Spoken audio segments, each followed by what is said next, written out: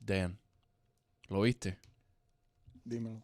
¿Oíste el halftime show? ¿Lo viste y lo oíste? Sí, los blancos están enojados. Enojados, están un poquito traicionados, creo, porque en el juego más americano, en el juego más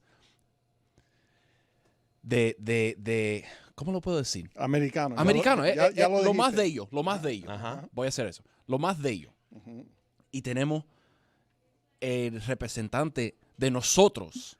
No es cubano, pero puertorriqueño, pero aquí somos primos. El conejo malo. El conejo malo, el Bad Bunny. Babo. Qué locura. Sí, no, fue un escándalo. Yo estaba ahí en el party mío, en la casa de mi hermano. ¿Cómo va esto? La gente está enojada, Dan. Estamos haciendo el show entero en español. No, Y están, no, y están, no, y están. no, No, entero. no le gustan eso. Yo puedo hacer los primeros 30 minutos hablando del set de Bad Bunny. Un arroz con mango. Lady Gaga era... No, eso, no. ¿Qué? ¿Qué pinta Lady Gaga ahí? No pinta no puede, nada. no puede hablar español. No. No puede bailar. ¿Qué fue esto? ¿Qué fue? Mírame. ¿Qué fue esto? De las manos ahí. No puede bailar salsa. No puede bailar merengue. No puede bailar bachata. No puede bailar en algo absoluto. ¿Por qué estuvo ahí ella? ¿Por qué estuvo hoy? Ay, no sé. Porque veo a Ricky Martin, que puede hablar español. Veo a Bad Bunny. Veo los cantantes, los bailadores. Ok. Y Lady Gaga se aparece ahí. Así que no sé. Pero fue el halftime show más mejor del siglo. Del siglo. Del siglo. Ok, del siglo. Más mejor del siglo. Mejor que Prince, mejor Olvídate que de Prince. J-Lo y Shakira. Y él estaba ahí. Bad Bunny estaba ahí. Pero fue más mejor que... Porque J-Lo no puede cantar. No puede cantar. Es cierto. Shakira sí. Y se pueden mover las caderas. Ok.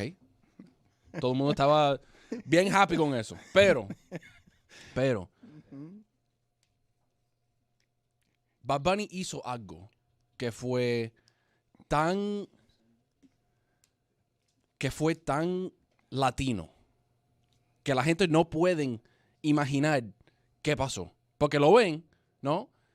Y no se en el mente de ellos no lo pueden fijar.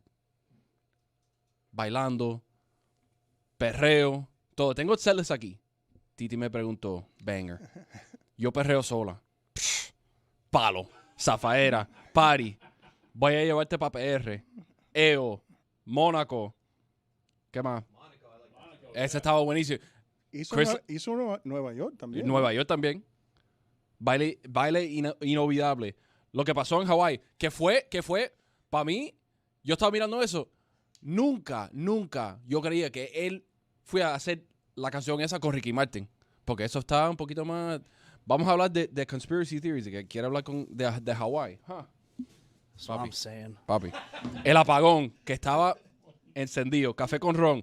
Y la cosa que no me gustó, la última cosa que voy a decir. ¿No te gustó algo? No, sí, es que debí tirar más fotos.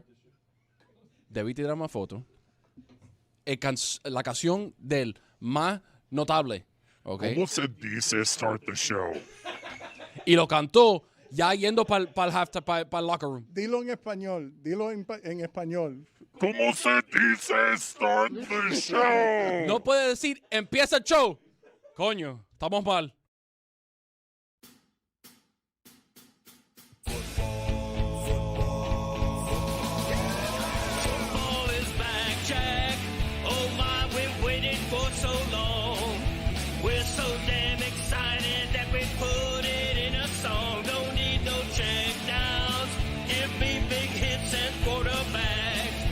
Fantasy team from falling off the track.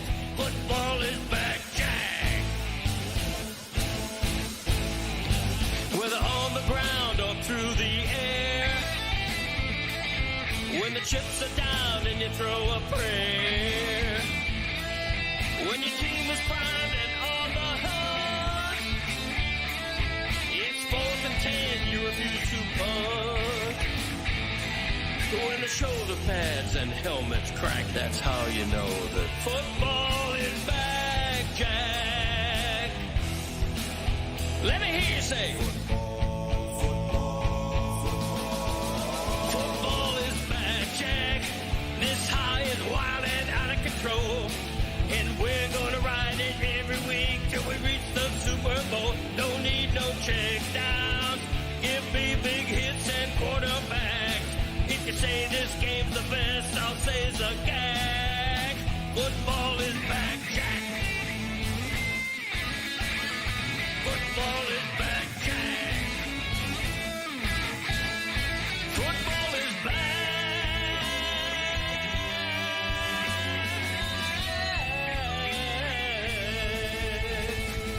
Football is back, Jack.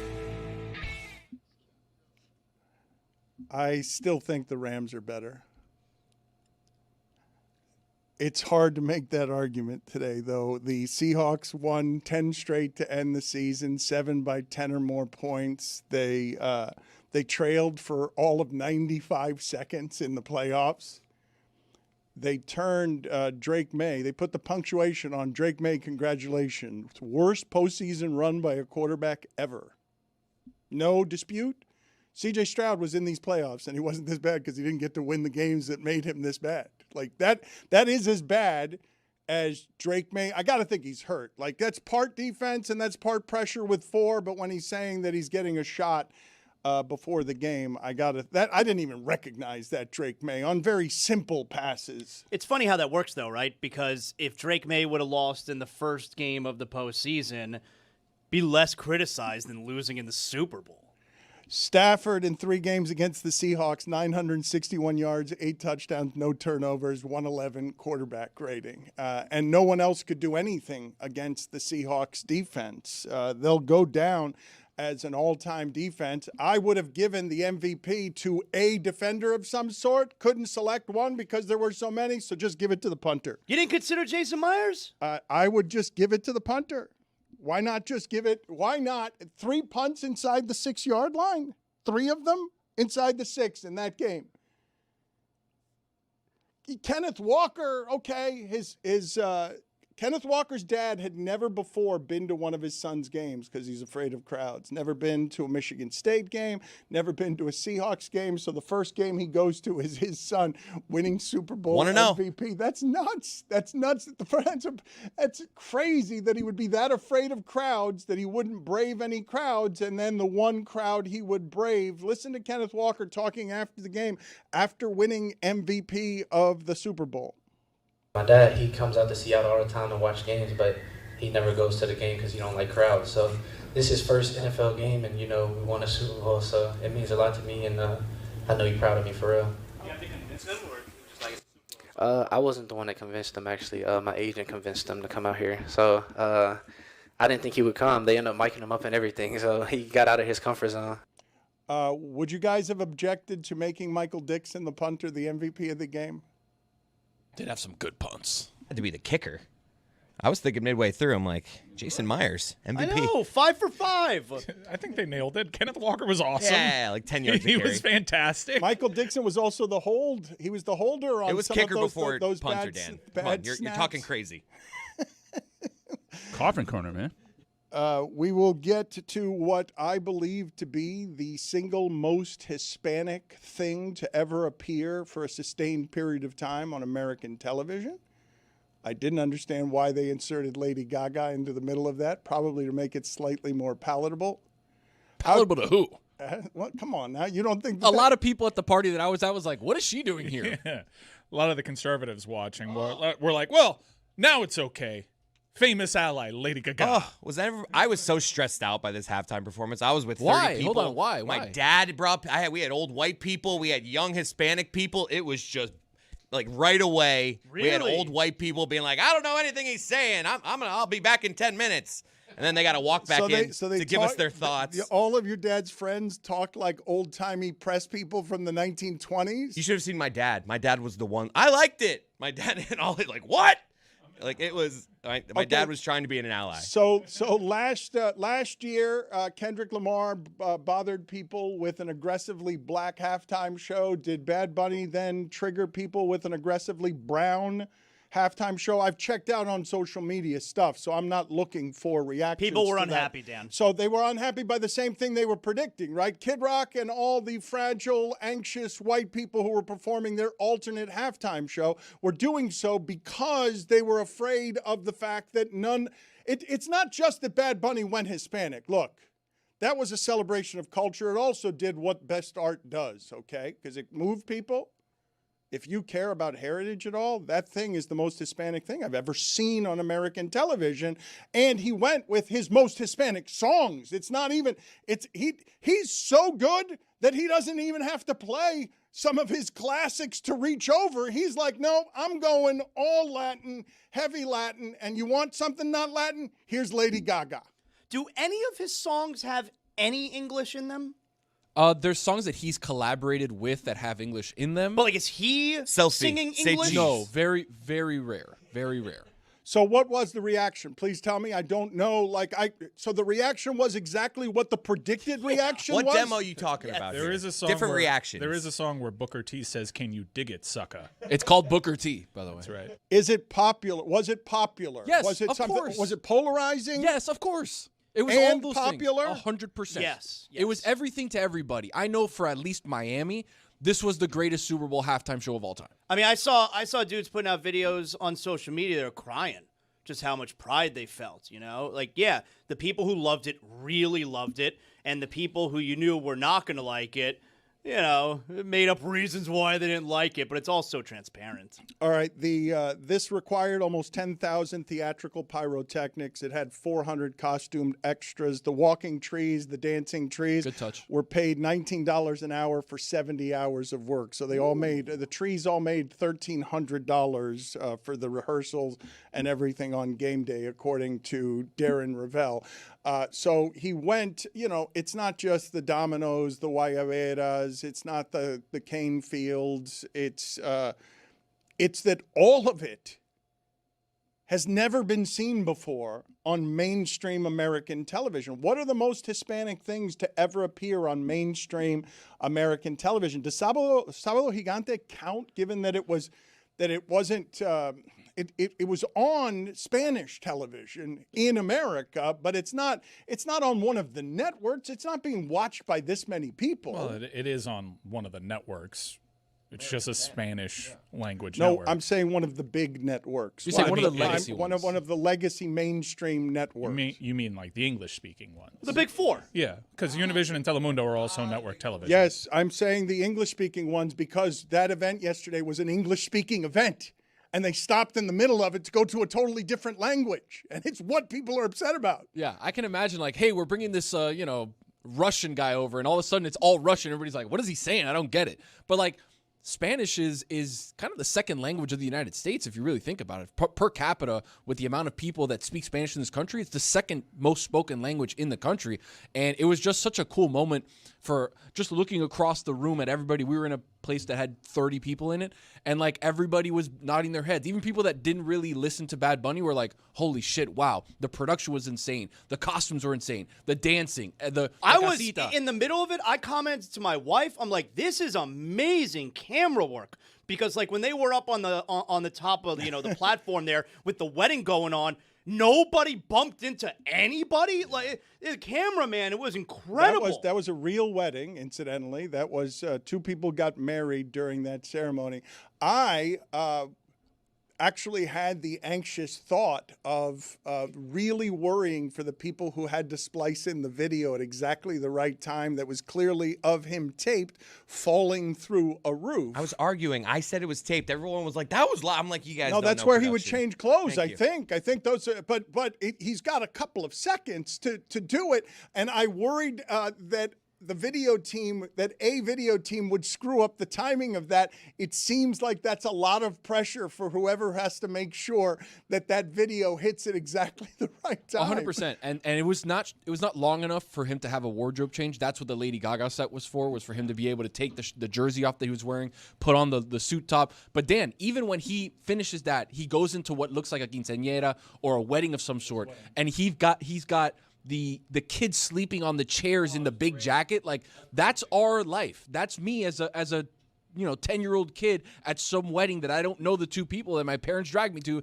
and I'm like, guys, it's 12:30 at night. I'm tired. I'm gonna lay down. They're like, that's our culture. That's Miami's culture. That's Hispanic culture. And like to see that displayed on the big screen, you're looking and you're like, wow, yes, okay, this is us.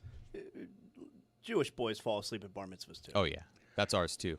Cool. Did a I tribute. don't bring kids to wedding. Did a tribute to Mutual. the 11-month blackout that Puerto Rico had, because I don't know if you think of this as a political statement, because I really did think of it as just celebration of heritage. But in these times, celebration of heritage is a political statement. One of those commercials. I don't know if it scared you guys as a dystopian commercial. They're not seeking dogs with whatever it is they're doing with your facial recognition there. Like, ICE would like that information. Like, that seemed dystopian. Oh, that's a watching. trick. Oh my God, is that a trick? My wife wanted me to download it. Don't do it. Oh Hey, my God! not And you got a do big it. ass head.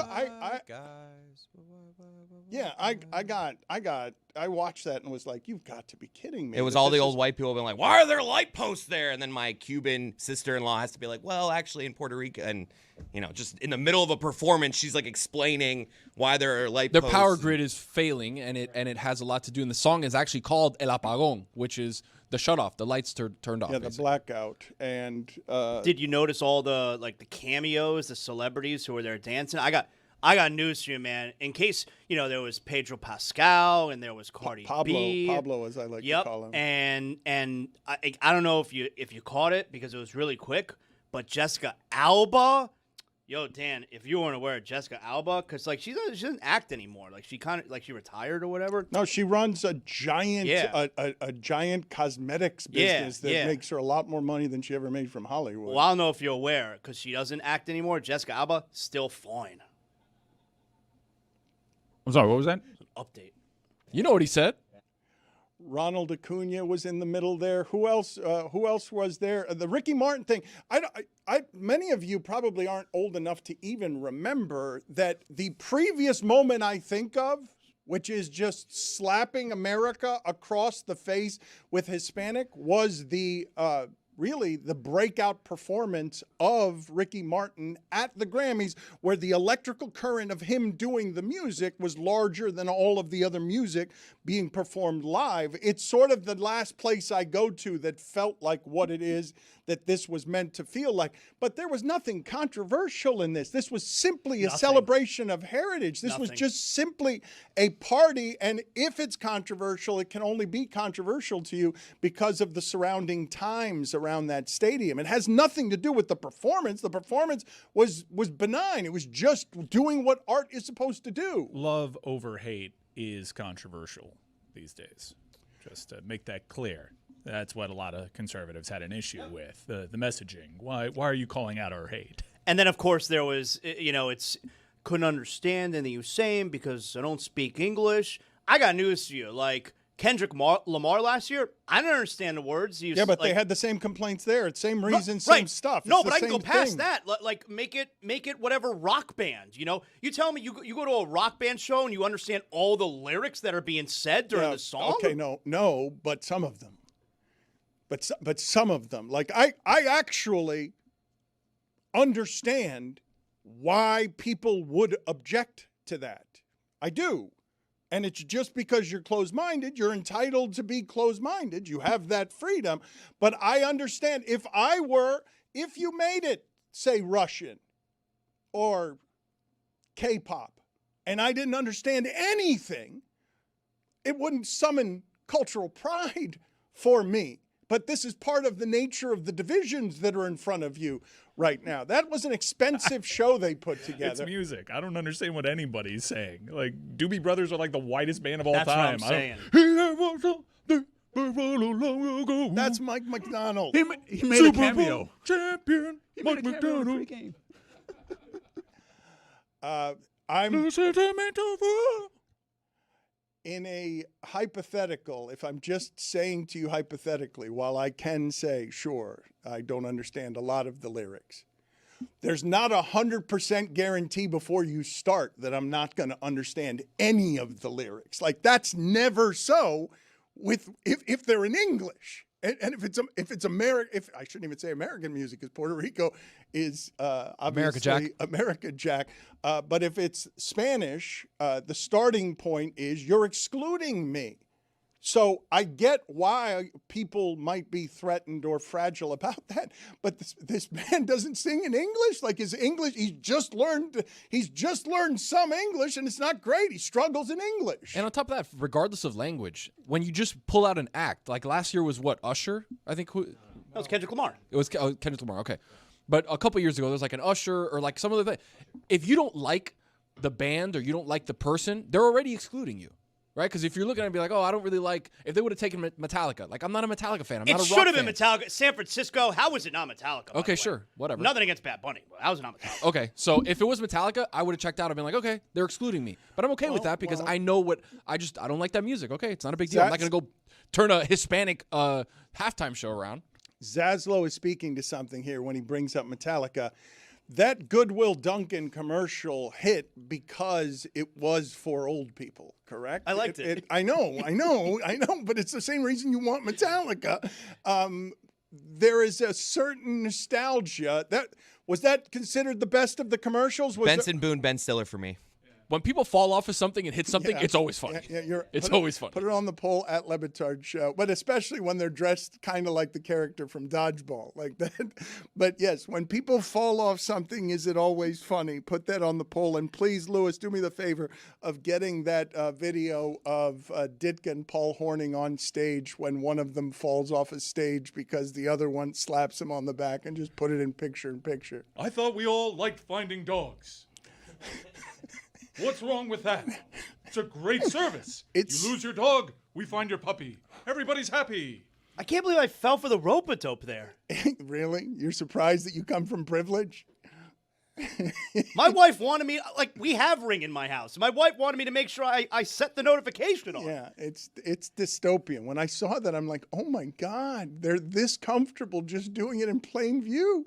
This comfortable. They're wrapping it in lost dogs. Next move is going to be infants. If you lose your infant, they're just going to trick people into how it is they get your facial recognition. Be glad that they told you, because it's actually been something that they've had access to for a while now. Yeah, that's true too. Getting to the game for just a moment, okay? Because we had the conversation, Mike, this year about turnovers and is it recreatable, okay? And then Chicago caused more turnovers than any team in the sport this year, but they get to the playoffs, they cause 0 turnovers. Seattle all season, turnover machine. Sam Darnold led the league in turnovers. They go the entire postseason without a turnover.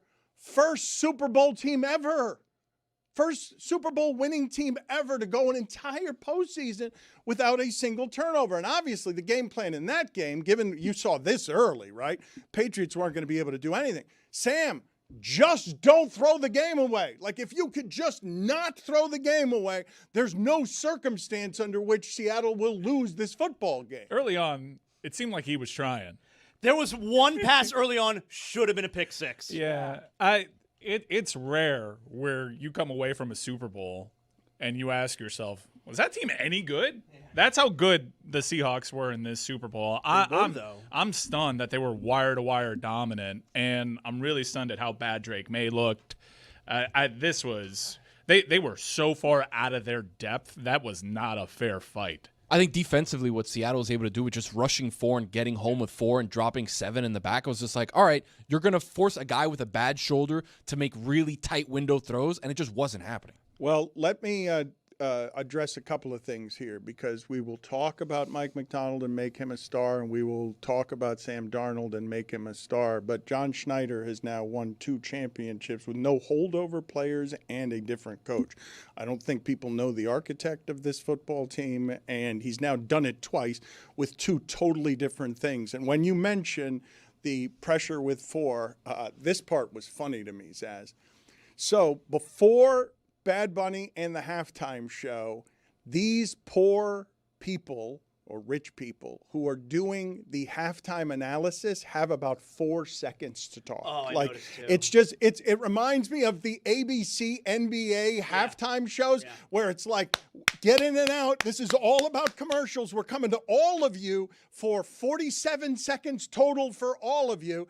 And so somebody's analysis, I'm not making this up. So I guess it was McCourty. I wasn't really paying attention. But I just heard one person's analysis because they're just shooting around. Everybody, Garrett, What do all you got? guys, give it to me in 4 seconds. And the guy's analysis was just, Will Campbell is getting his butt kicked. And I felt so bad for Will Campbell's family. It's hard for a nation at large to recognize bad O-line play. He was getting his ass He whipped. was getting his ass kicked from whistle to whistle. That was so bad. Well, did you guys see the stats, though? He allowed 14 quarterback pressures. No offensive lineman has allowed that many all season. Like, that didn't happen one time. But for the analysis to be, hey, you got 3 seconds here. I'm going to say McCourty because I was just half listening, but all of his analysis was just simply and accurately, Will Campbell is getting his butt kicked.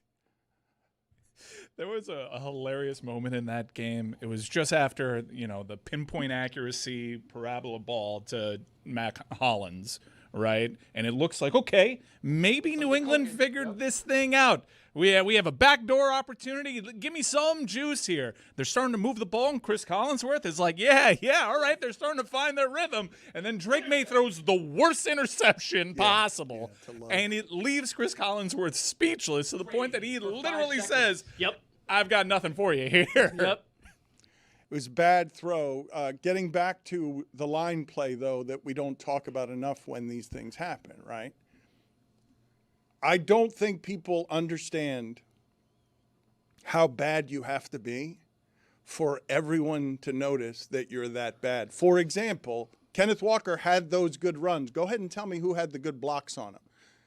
It's every offensive lineman's worst nightmare to have the game that Will Campbell had, where we're all noticing, oh my God, they're going to just cave in that side of the line all game. He's got no chance. He shouldn't be out there. Yeah. I think Kenneth Walker had the type of performance where you actually, he stood out because of his patience. Whether it be, I know that there was one famous one highlighted where he did the Le'Veon Bell, and then he shoots a very tiny gap. But all those screens, that was all patience. He was waiting for his blocks to set up. Sometimes there wasn't much of a lane. That's why I think he was a worthy MVP. I thought he was dynamite. Can you guys look up for me? I think Justin Tuck one time against the Eagles had 6 or 7 sacks in a game. And it's the last time I felt that way for an offensive lineman. I don't even remember who the offensive lineman was. But he was just totally ill-equipped, and I think Tuck had 6 or 7 sacks in a single game because they were never able to adjust to it, never able to fix it. To go an entire game or entire season that no offensive lineman has allowed that many quarterback pressures, and the worst part of it was that Drake May was unrecognizable because he got scared. That's what happened, and he should have been scared. He had no time. There were no answers. They couldn't leave enough people in. You can't go find Hunter Henry every time the way you did all season because Will Campbell was a turnstile. You cannot have 4 guys getting that much pressure when you've got 5 and 6 guys blocking them. That allows you only to send 4 receivers out into 7 people covering them. He was spooked from the jump, right? Will Campbell, there was one play, and I think it was after halftime, where he gets a false start call on him. So he's got the start. Okay, he beats the defender out of his stance, and then he gets pushed so far that it knocks over Drake May on a false start, and it's dude, how do you cover 10 feet of ground just getting pushed like that? They were talking about it on the broadcast that his issue is he gets pushed so badly that he knocks into the quarterback, and that's what happened in one of the sacks. I'm trying to think of who it was. Yeah, it was right up the middle. Right up the middle, big white guy, 92, literally just has Will Campbell in one hand, grabs Drake May with the other hand, and takes them both down. I was like, what is happening here? Yeah, that a lot of people are commenting today that McDaniels needs to get Will Campbell some help in that situation. You have to do something so that it doesn't, so that you have the number 1 defense in the league feeding like the sharks feel blood in the water, feeding because they know you've got They've got your quarterback scared. Why else is Austin Hooper on the roster? Throw a chip block, buddy. It is rare for you to see somebody who was one vote away from winning the MVP look scared, and for you to understand, oh, of course he's scared. How could he not be scared? Nothing is working, and they look incompetent in the first half, and he knows good and well, just like Seattle does, just like everyone watching on television, just like Lady Gaga and Bad Bunny know, oh, Will Campbell can't block anybody here. They've got an offensive lineman there who might as well not be out there. And the other thing, too, is you want to hit the quarterback early, right? And that's what we saw with Miami and Indiana, where they were roughing up Mendoza early to try to get him happy feet in the pocket early to have off-balance throws. And you saw that from Drake May. There was a pass that he threw to Hunter Henry that almost killed him, where he was way back on it. Pop Douglas had a back shoulder throw that he was late on. So he wasn't setting his feet. He had happy feet in the pocket trying to make something happen, knowing that with 4 guys, he's getting pressure. And it's like, what do I do here? I haven't had this feeling watching a Super Bowl in a long time, which is like, what the hell are they doing here? And the last time I felt that way was like in the mid-'90s with the Chargers against the Niners. I'm like, how did you make it here? Somebody stepped out of bounds. I wasn't like, what are you doing here? Hold on, Mike. I'll give you the Patriots and Rams Super Bowl that was 13-3, where the Rams and Jared Goff had absolutely nothing. And I want to say off the top of my head, that was the same year that the Rams got the PI. Yeah. That was egregious. Well, they changed the rules. I at least knew what they were doing there. It was a bad call. No, and Todd Gurley got hurt, and they really needed him for everything that Goff was doing. And Gurley's but they were career terrible that Super Bowl. ended that career. Yeah, but Gurley's career ended with whatever the injuries were that prevented him from playing in that game. He was the actual MVP for that team. To Mike's point, though, how did the Patriots get here? Okay. 14-3, 3 losses by 1 score. 1 to the Steelers, 1 to the Bills, 1 to the Raiders. They lose to the Raiders. Well, because they didn't play anybody. I watched that game yesterday. I can understand them dropping a dumb one to the Raiders. They didn't play anybody, and they lost their healthy offensive lineman a month ago, and I thought the wheels were going to fall off then. They just fell off when they had to face the 3 best defenses back-to-back, and they won 2 of the games. They won 2 of the games because C.J. Stroud was terrible and because Jarrett Stidham's not a starting quarterback. Stickham. He's not a starting quarterback, and that's the reason they lost those games. I would have preferred, obviously, to see Denver in that game, or they could have just run it back Rams and Seahawks, and I would have been fine with that. But did you guys see this? This made me laugh, right? They interview Vrabel at halftime, and he says, all we got to do is block, execute, attack, be aggressive, go find a way. None of that's helpful. Like none of it is helpful. Like, hey, coach, what do we have to do? Block, execute, attack, be aggressive, and go find a way. Wait, what are you confused by? I got exactly what the mandate was. What is it? Block, execute, aggressive, go attack, find a way. Attack, go find a way. Yeah, I got it. Yeah. All right, let's go. All right. Yeah, but coach, our quarterback's scared because we can't block their 4 guys. That's why he said block. Attack is useless there. Everything else very helpful. Aggressive is very helpful. You got to be aggressive. I need to know that. Aggressive. So block, execute, aggressive, attack, go find a way. Attack is the only redundancy there. I fell for so much BS before the game because the AFC had home designation, and Mike Vrabel wanted to do this road warrior mentality thing, so they wore all white, their road uniforms, despite them being the home team. It's largely why Fanatics was not ready for any of the Super Bowl merch. But they also opted, one thing that I caught during the pregame was they also opted for the road locker room. So any shot that they had of the Patriots, like they were in the tinier road locker room that looked crappy, they willingly did that. And I'm like, man, this team may just roll. They're all crazy like their head coach. And it turned out that they were crazy to think that they had a shot. They got rolled in this one. And they turned to their coach. Coach, we need some advice. Nothing's working. Go find a way. All right, thanks, coach.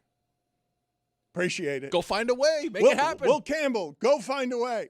He didn't find it. No, he did not. Again, do you realize in a halftime show where everyone is talking for 3 seconds because they got to get to the next commercial in a hurry because everybody's watching the commercial. It's the only time all year that people are watching commercials. Everyone's skipping through commercials everywhere, but not on this day. And the analysis is Will Campbell is getting his butt kicked. Just if you're an offensive lineman, you dream all your life of playing in the Super Bowl. That is a horror. That is an uncommon horror to have everyone noticing you playing. Do you just imagine, like, his grandma sitting on the couch and hearing that? Yes, because the thing is, the only time you notice an offensive lineman is when there are penalty flags, but there were no penalty flags in that game. It's just somebody getting devoured. Yeah, why didn't he hold a couple times?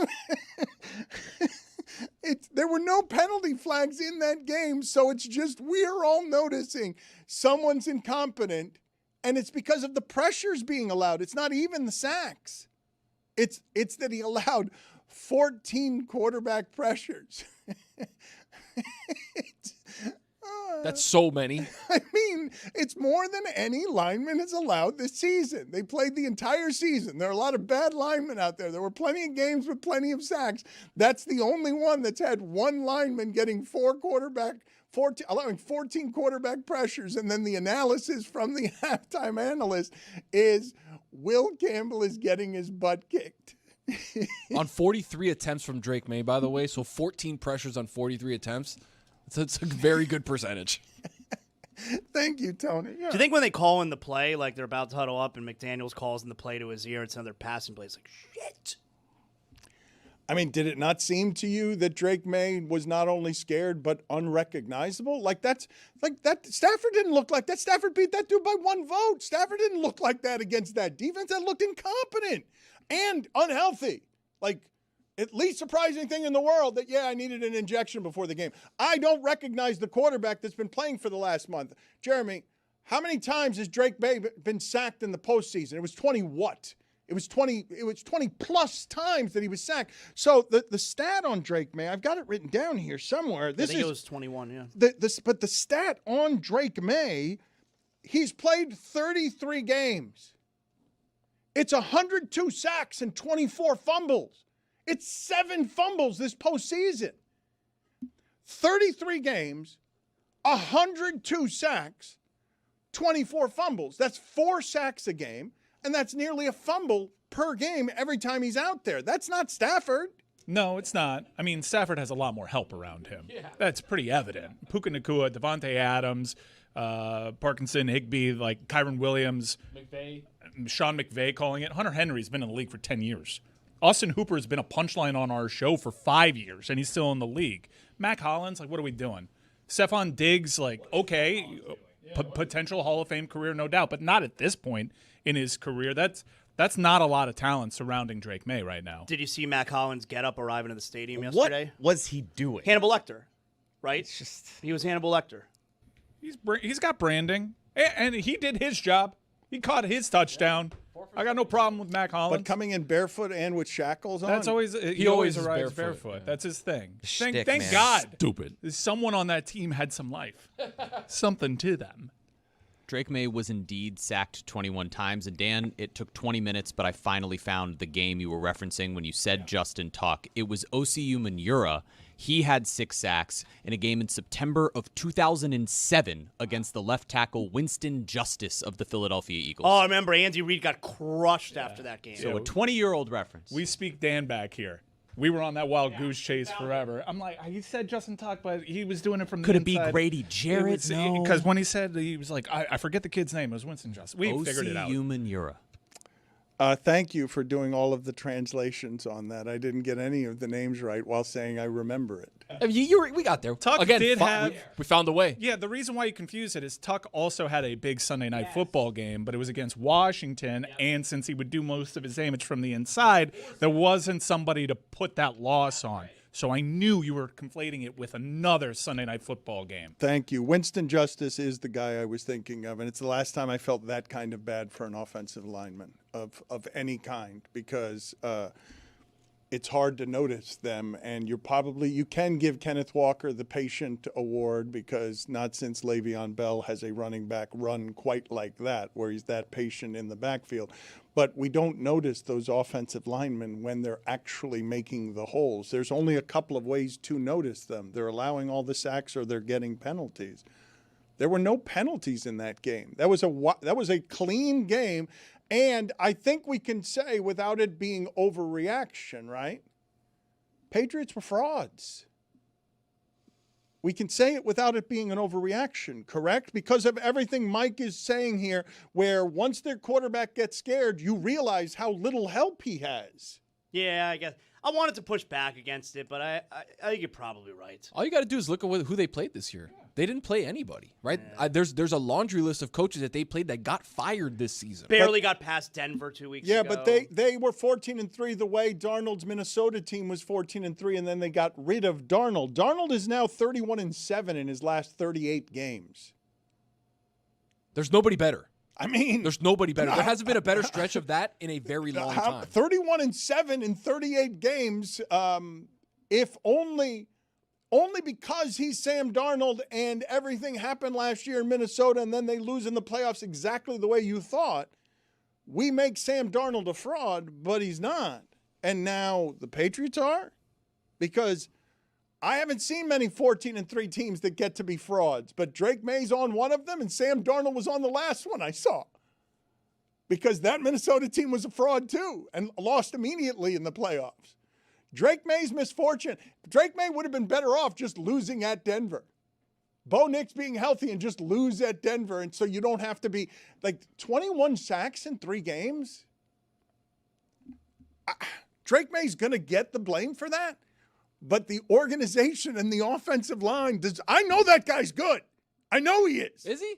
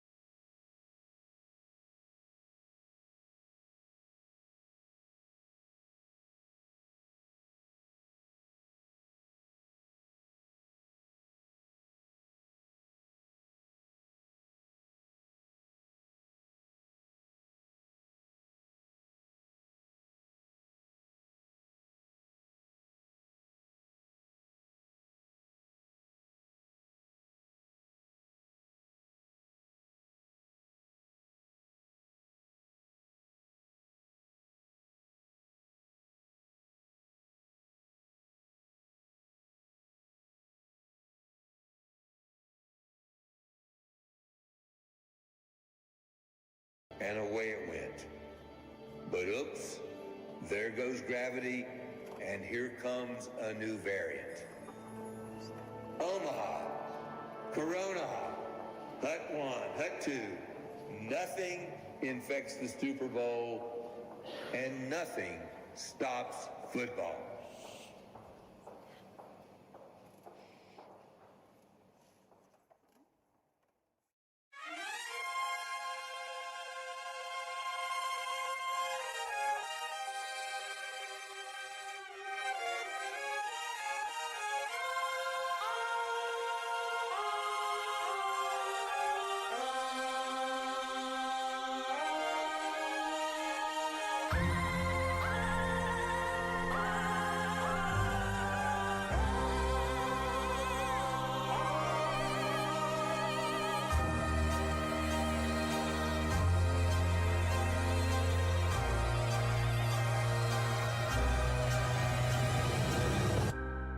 Racism, greed, trauma to brain and spine. And yet, I cannot look away. Heroes are dead. Science has their heads. Oh,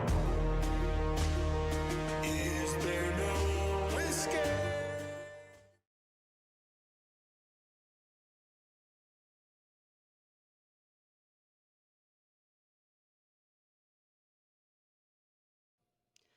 This episode of the Dan Le Batard Show is presented by DraftKings. DraftKings, the crown is yours. Juju, put these questions on the poll, please. Why was Lady Gaga there? Yes or no? No. Also, was anyone clamoring for a remade television show of the teddy bear Ted? Yes or no? My son and I watch it. It's hilarious. You're way off base. I'm not even sure if people know what you're talking about based off how you said that. It's the in teddy its, bear like- Ted. What? The teddy bear Ted. The teddy bear Ted. I think How it's much in clearer its third could I have season. made it? Yeah. And it's on Peacock. I'm just wondering whether anybody was clamoring for that. Yeah, That's I all. think so, since it's a multi-season run and popular IP, and you can find it right here on Peacock. Also, I saw on the broadcast early as they were showing all of the celebrities, they were saying, and there is Jay-Z with his crew. And Beyonce's there. Beyonce's more famous than Jay-Z at this point, is she not? Put it on the poll at Le Batard Show. Who's more famous, Jay-Z or Beyonce? I don't like how they're scrambling back there. She was not there. That was his daughter. That was his daughter, Blue Ivy Carter. But again, looks just like her. Just like her. Dan. That's a compliment, I guess. I knew once they started moving back there. Did any of Quick, you pressure with 4. Did any of you watch the North Carolina Duke game? Because Smooth. I really didn't. Again, Dan, to be fair, though. Twin. I mean, very much It was looks a like flash. her mom. It was quick. It was a flash. And It was I like thought- sideways, too. Like, I saw that same thing. I was like, oh, there's Jay. And it's like, oh, wait a second. Man, that's not Beyonce. I'm telling you, very close. What? Did you guys watch North Carolina Duke? Because I did. I did not watch the very end. I fell asleep. I thought that game was over. Mike, Duke was leading the entire game, and it remains a mystery to me today how North Carolina won that game, because it very much was in the last 4 minutes of that game. 3-3 out of nowhere. College basketball players can't actually shoot. They're all learning how to play basketball. They're all terrible shooters. You never see threes go down like that. Bang, bang, bang. And then the last one hits, and you got to let them storm the court, and you got to leave the 0.4 of a second off of the clock. Don't get everyone off of the court. John Shire saying after the game that one of his staffers got punched. No one saw the staffer get punched, and there's still not video evidence of the staffer getting In his punched. defense, there are very rarely cameras at a Duke North Carolina game. They rush everyone off the court and then play the last 0.4 of a second. So then you get the court storming again after that. You get 2 court storms, but North Carolina deserved to enjoy the revelry of winning that game, because having watched that game, I still don't understand how they won that game. Yeah, North Carolina fans and the students should be embarrassed. Should be ashamed of themselves. You're North Carolina basketball. You're storming the court. That was a pretty fun way It to doesn't win, matt though. Duke's Storming top the 5. court. It's Zaz, Duke. Duke is top It's 5. their rival, and UNC's ranked too. Okay, UNC's but, also ranked. but it's a top 5 win. Ranked versus ranked, you don't storm. That's UNC, what they care the most UNC basketball. UNC should storm the court against nobody. They hate Duke the most. They would only storm the court against Duke. That's the one. But you stormed the court because you just did something improbable. So UNC basketball's telling me that beating Duke is now improbable? Not a problem, but a top 5 Duke team that's a very good team. Dude, you can be excited, Have but you some don't storm. self-respect. You can it can be a ruckus atmosphere. Yep. You go crazy, but you don't storm Have because some you've self-respect. been here before. Zaz, I get your larger point, and in a vacuum, I don't even really disagree with you, but you're saying when it's improbable, you can storm the court. Well, if you watch this game, No. it was improbable. It was. That was a wire-to-wire ass-kicking that they were on the receiving end of. I still am confused because I fell asleep, and I fell asleep because I'm like, this game did not deliver. Storming the court doesn't mean anything anymore. It doesn't. It has no meaning anymore. Chris Cody, what did you put in front of the atmosphere? What is the word? Oh no, ruckus. So you made it a ruckus. A ruckus atmosphere. No. The raucous atmosphere. Raucous. Yeah, but so it was both though, because it was also a ruckus. It turned into a ruckus because nailed it. Yeah, but you didn't nail it. But Two birds, one stone. You Wait, what? Oh. I said something, meant something else, but it fits. So on this day, though, Bill Belichick shows up. We were talking about this last week, right? We were talking about the Panthers fighting with the Lightning, and we were talking about rivalries, but also players actually hating each other. And when you see a North Carolina game against Duke, their luminaries show up. Like their people all show up, former players, and it's a really fun, different thing. And these schools hate each other, and that hatred gets passed down generationally from parents. So Bill Belichick goes to the game with Jordan Hudson, and she's wearing, what is the shirt she is wearing there? Can you describe it to the audio audience there? It is an Orchids of Asia Day Spa t-shirt, obviously custom made. This is the massage parlor that was tied to Robert Kraft's prostitution bust in 2019. How do you know the parlor doesn't sell them? Good point by him. Do you have rocks in your mouth? When he delivers a good point, he does it with a little rubble.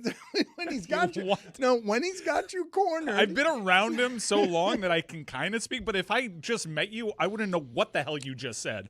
How do you not know that they don't sell them? Because you're saying it's custom made, and he's as a journalist, he's questioning your verification. Cool. Then she went down to the day spa that was connected to Robert Kraft's 2019 Well, she could have prostitution just ordered. She probably bust. could have just ordered it on Amazon. It doesn't have to be. She doesn't have to go down to Boca. All right, let's not get bogged down here. There was intention. Yeah. All right, this is evil. This is sinister. This is calling attention to this. This is trolling. This is speaking to all the conspiracy theories out there that Robert Kraft is behind Bill Belichick not getting into the Hall of Fame. This is, you want to talk about, this is a purposeful distraction for Bill Belichick. What, Bill Belichick's going to play dumb there? They did this with intention. They don't get to play the whole, leave us alone, we're not asking for any of this card. That is, we are looking for this attention. We have a message to share. Do you think this is him being like hey, you should do this? Or is this her, hey, I have this idea. Remember, he did this, and Bill's just like, oh, I don't think anyone this knows cares. They're both having a laugh over But it. I am just curious the dynamic there who's the actual mastermind behind this. This is a crazy move. This is staggering in its pettiness. It really, when I saw this, I was like, whether Bill knows or not, I cannot believe the size of this pettiness. Even if, look, man, I have rarely seen my wife how she gets when she gets that way in defense of me. She doesn't do it in defense of herself. It's when someone has wronged me. What it stirs in her is something that is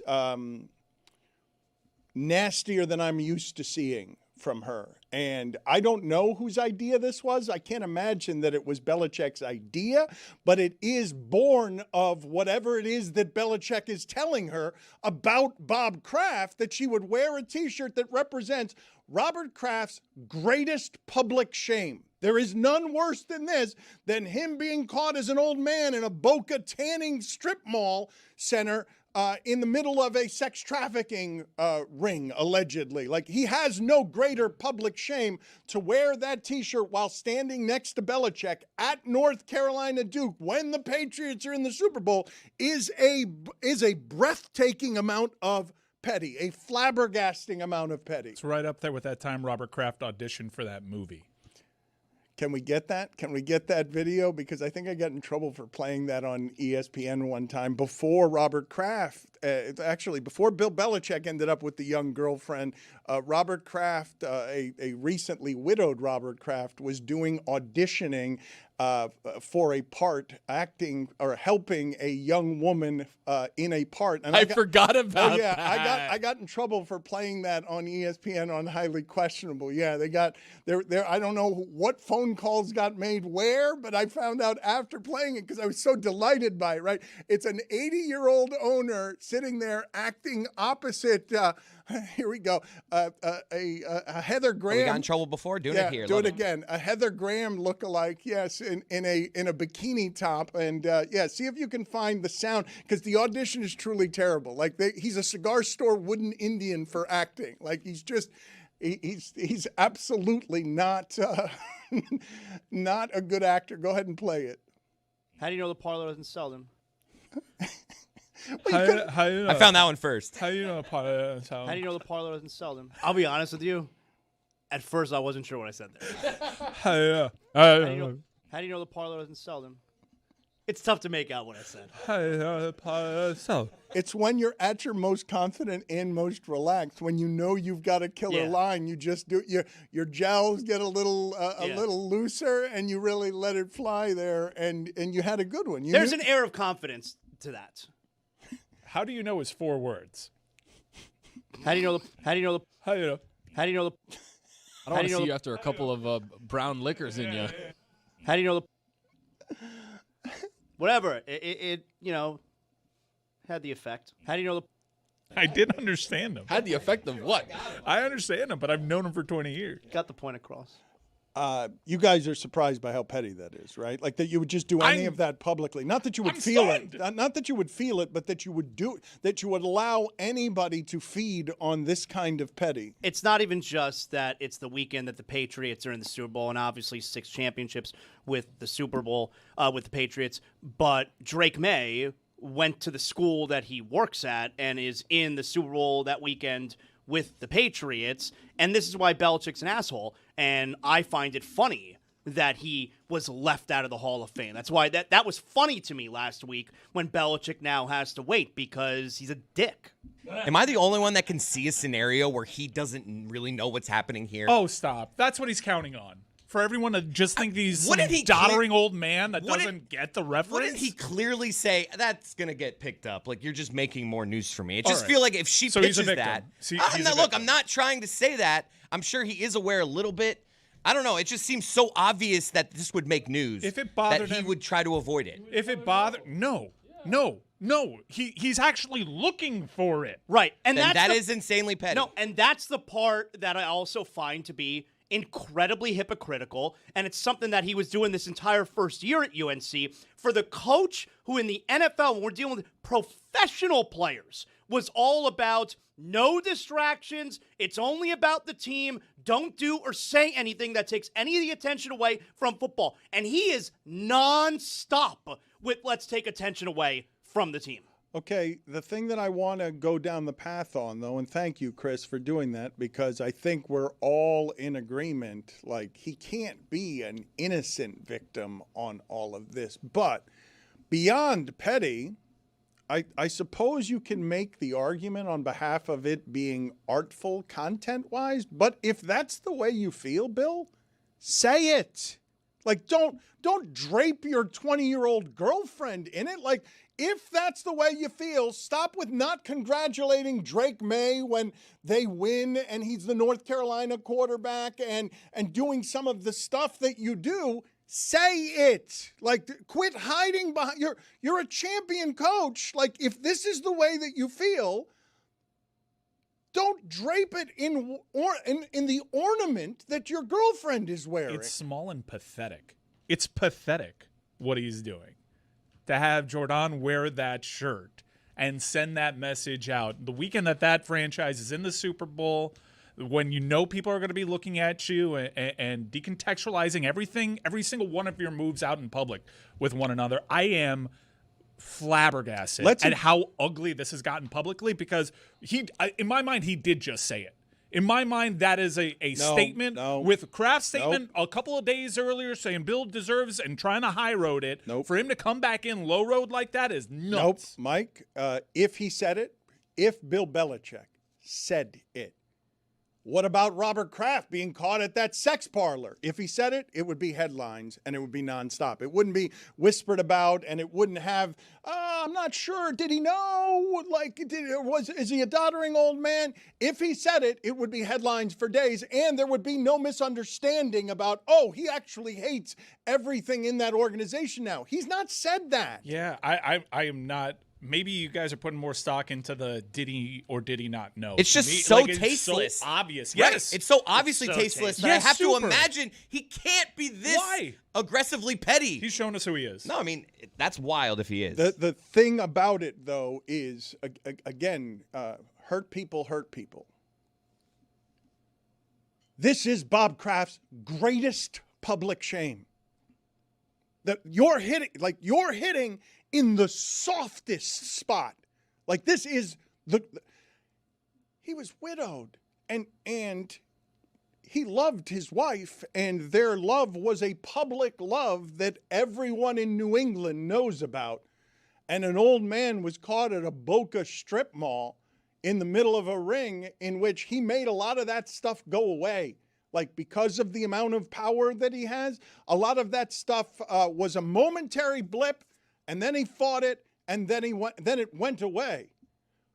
Bill Belichick being with someone who's purposely showing off at that game this weekend, Bob Kraft's greatest public shame, I would like there to be more. If that's the amount of petty that Belichick has in him, I would like to hear it spoken instead of us having to interpret whether or not it's so when they're making it this obvious. What are you shaking your head about, Tony? Dan, everything that you're saying, I'm listening to it, and I'm thinking of one thing. You could have said all those different things and just switched the name. It's exactly what Giannis did too, by the way.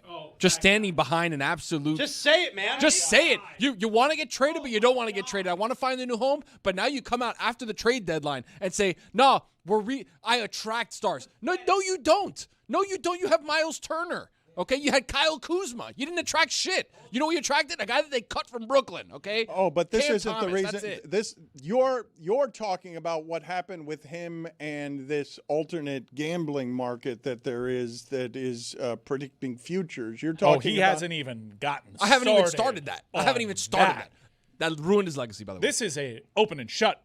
What are we doing here? Ruined his legacy. Open and shut. Oh, yeah, Pablo, 5 minutes on the Kalshi Giannis thing. How is this allowed? How is it allowed? He waits until his name is in the news cycle for weeks on end to announce a Kalshi prediction market partnership. That's not something that after just the comes trade together. deadline. After the trade deadline. While he's manipulating the markets. Don't worry. Adam Silver will get on it. They're taking millions of dollars in bets as to which team he'll land on that platform.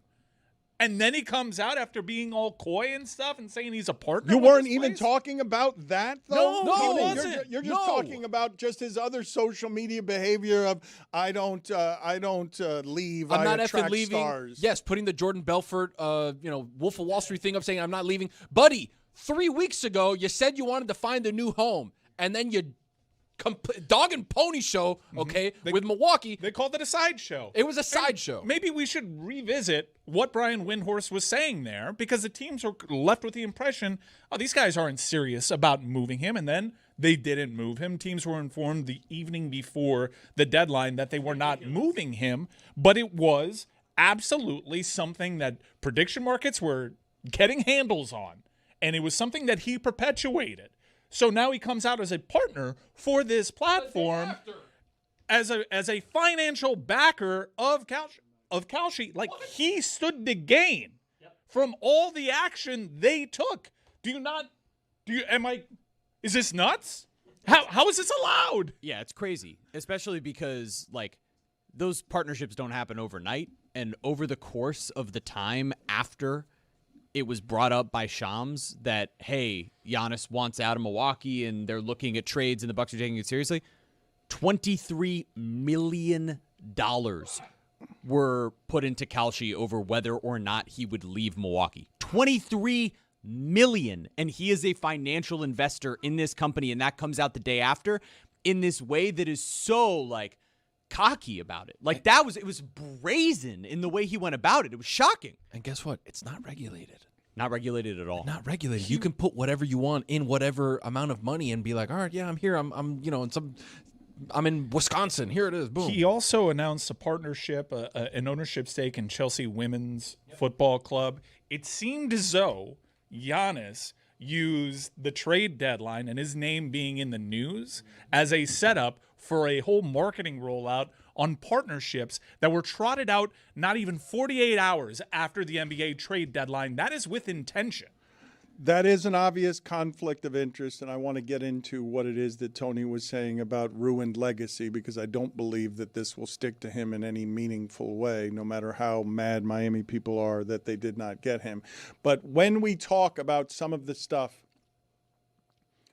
going on with gambling markets in general and how much we don't know about the behavior of some of our athletes and where they're conflicted. I don't know if you guys have seen Emmanuel Clase, the Guardians closer, was as good a closer as there was in the sport. Now the numbers are he manipulated 48 games. Like there were 48 games where he was throwing. It's a lot more than people thought. He was really terrible last year. It didn't make any sense that he was terrible because he's a dominant closer. So he's never going to play baseball again.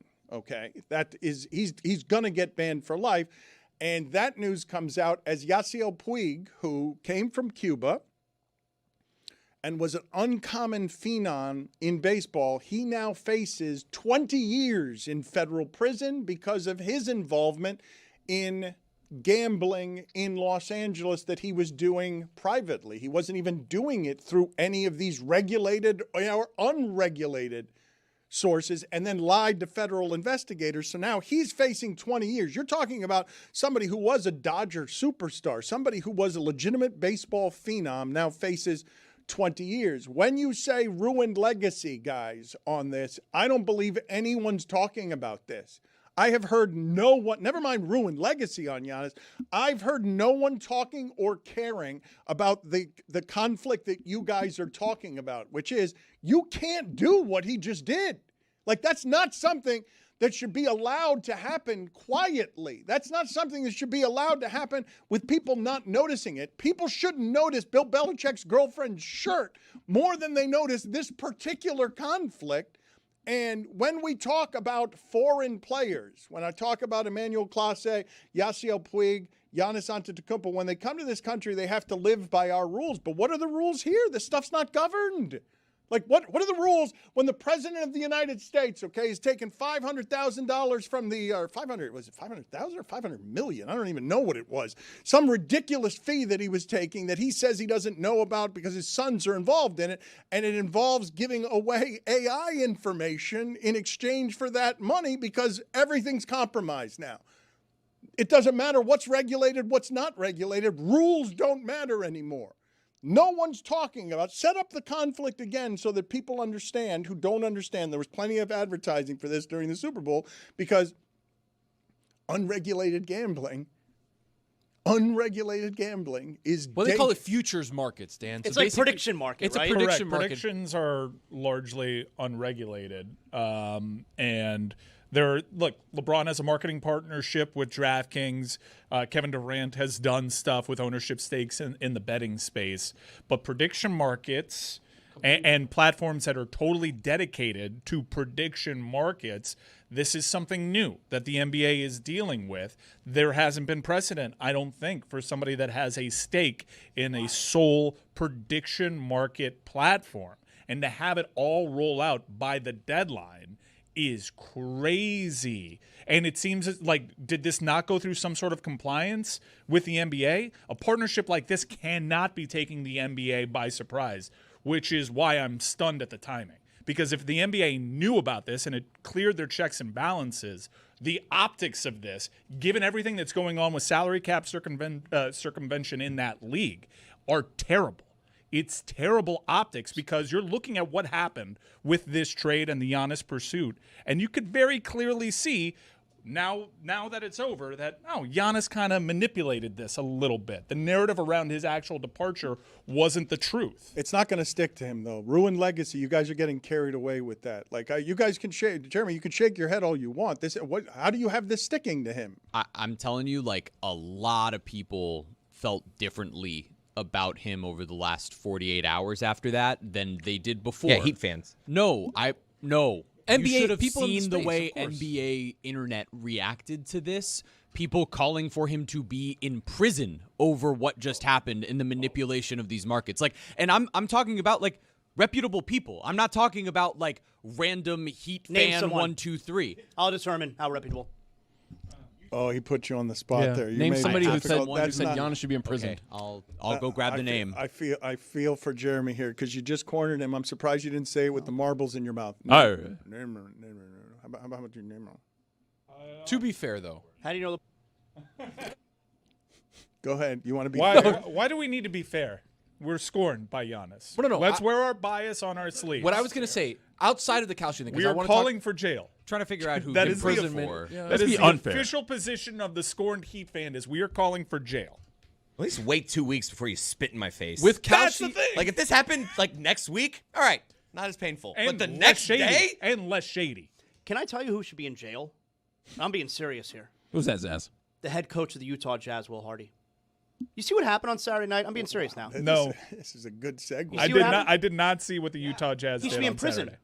I'm being serious. Really? So Saturday night, Hold on, before you get any further, just I love the Amin stat of 3 years ago, the Utah Jazz had the single worst defensive season of any team ever, topped only by what they did the next season, 2 seasons ago, topped only by what they're doing this season. That's why he should be in prison, okay? But continue. so I'm going to enter some more evidence then to the case. All right. So the Utah Jazz, like they traded for Jaren Jackson Jr. last week. It's clearly looking toward the future. All right. But they're still tanking, okay, because their pick is protected if it's 1 through 4. If it's 5 through 9, they have to give it up. I think maybe to the Clippers, but it's protected 1 through 4. So they still want to lose. Okay. The Utah Jazz on Saturday night, they're playing at the Orlando Magic. The Jazz were up by 7 going into the fourth quarter. In the fourth quarter, Lauri Markkanen, who had 27 points through 3 quarters, did not play a single second in the fourth quarter. Good player. Jaren Jackson Jr., who had 22 points through 3 quarters, did not play a single second in the fourth quarter. Starters Yusuf Nurkic and Keontae George also did not play a single second in the fourth quarter. And predictably, the Orlando Magic came back and won the game 120-117. So let me ask you something. You know, when Jonte Porter purposely comes in with unders, under points, under rebounds, this is a federal offense because he is manipulating gambling odds. The Utah Jazz head coach here, not before the game, where they're like, listen, we're trying to tank, so we're going to sit guys, and they're going to play, and if they win, they win, and if they don't, they don't. Things were not going the way that the Utah Jazz wanted through 3 quarters because they want to lose games. Right. So in the middle of the game, the head coach decided to make strategic moves to ensure that the team loses. That's not point shaving? They said before the game that Keontae George would be on a minutes restriction, but nobody else. That is. Isn't that the definition Yes. of point shaving? I mean- You are making strategic in-game decisions to make sure that a specific outcome, losing, happens. That's point shaving. Look, I usually think you're a sucker. You're dead on this. How is this okay? Look, this is what we're discussing. This is what this hour is. How is any of this okay? we've said Jordan that for Hudson. all 3 stories. Jordan Hudson, how is this okay? Giannis having conflict of interest with a predictions market. How is this okay? And also the Utah Jazz losing on purpose. How is this okay? Jeremy did find some support online. He found someone asking openly, is this okay? A credible person. reputable. Yes, reputable. OG Ananobi addict at playoff bound NYK. Hold on, wait. Read that again? Yeah, OG I thought you said it Ananobi was OG addict Anunoby. Me at too. I was like, okay. playoff bound NYK asks, how is this legal? Not reputable. No? He's made the ruling. There is an MLB journalist that had questioned how it's not manipulating Who? markets. Clark but I don't want Spencer? to throw him under the bench. June Lee? Well, June Lee, June Lee did a Lee's whole on that beat. June Lee's all he did a about like whole- how whole like thing on it. gambling's taking the joy away from sports. I don't know, man. When Henderson got that catch at the end, your boy was pretty happy. When A.J. Barner scored that first touchdown, Dan, I was elated. Well, Just needed a half a rushing yard from JSN. You got a defensive touchdown too. And You I got a predicted defensive it. What touchdown. did that pay? What is a defensive I don't wanna touchdown? talk No, about I'm not asking you how much you bet. I'm saying was it 7-1, 10-1? What does it pay for a deal? What were the odds on a? Because I think Damashek said I was thinking about Damashek because he said it was 11-1 odds that you get for a safety, and they were pinned inside their 5-yard line, and They were at the one. Like the ingredients were perfect to get a safety, given Will Campbell was out there. They can't block anybody, and it's the number one defense pinning the Patriots inside of their 6-yard line 3 different times. That would have paid 11-1. But what did a defensive touchdown? Can you guys look at 850? 850. That's very good. And I got A.J. Barner. It's plus 750.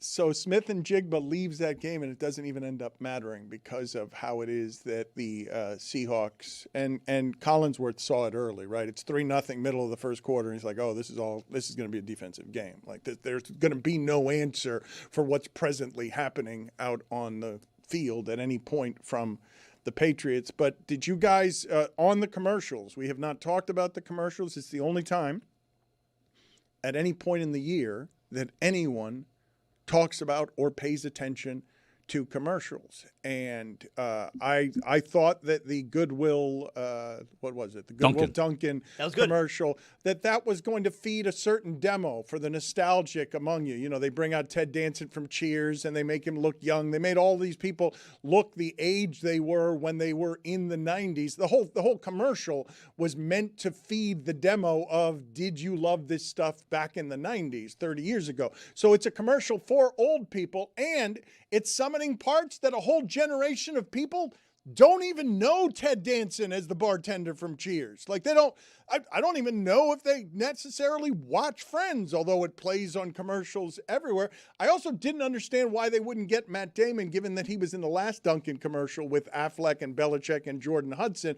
Why did they have Ben Affleck playing the role of Matt Damon when they could have just gotten Matt Damon, who didn't participate in the commercial? At the end of the commercial, there was a little disclaimer that said, like, back in the 90s, there was a real leading man who played Will Hunting in a movie that was very popular, like trying to appeal to Gen Z in that respect. I would have really loved this commercial if they didn't de-age these guys.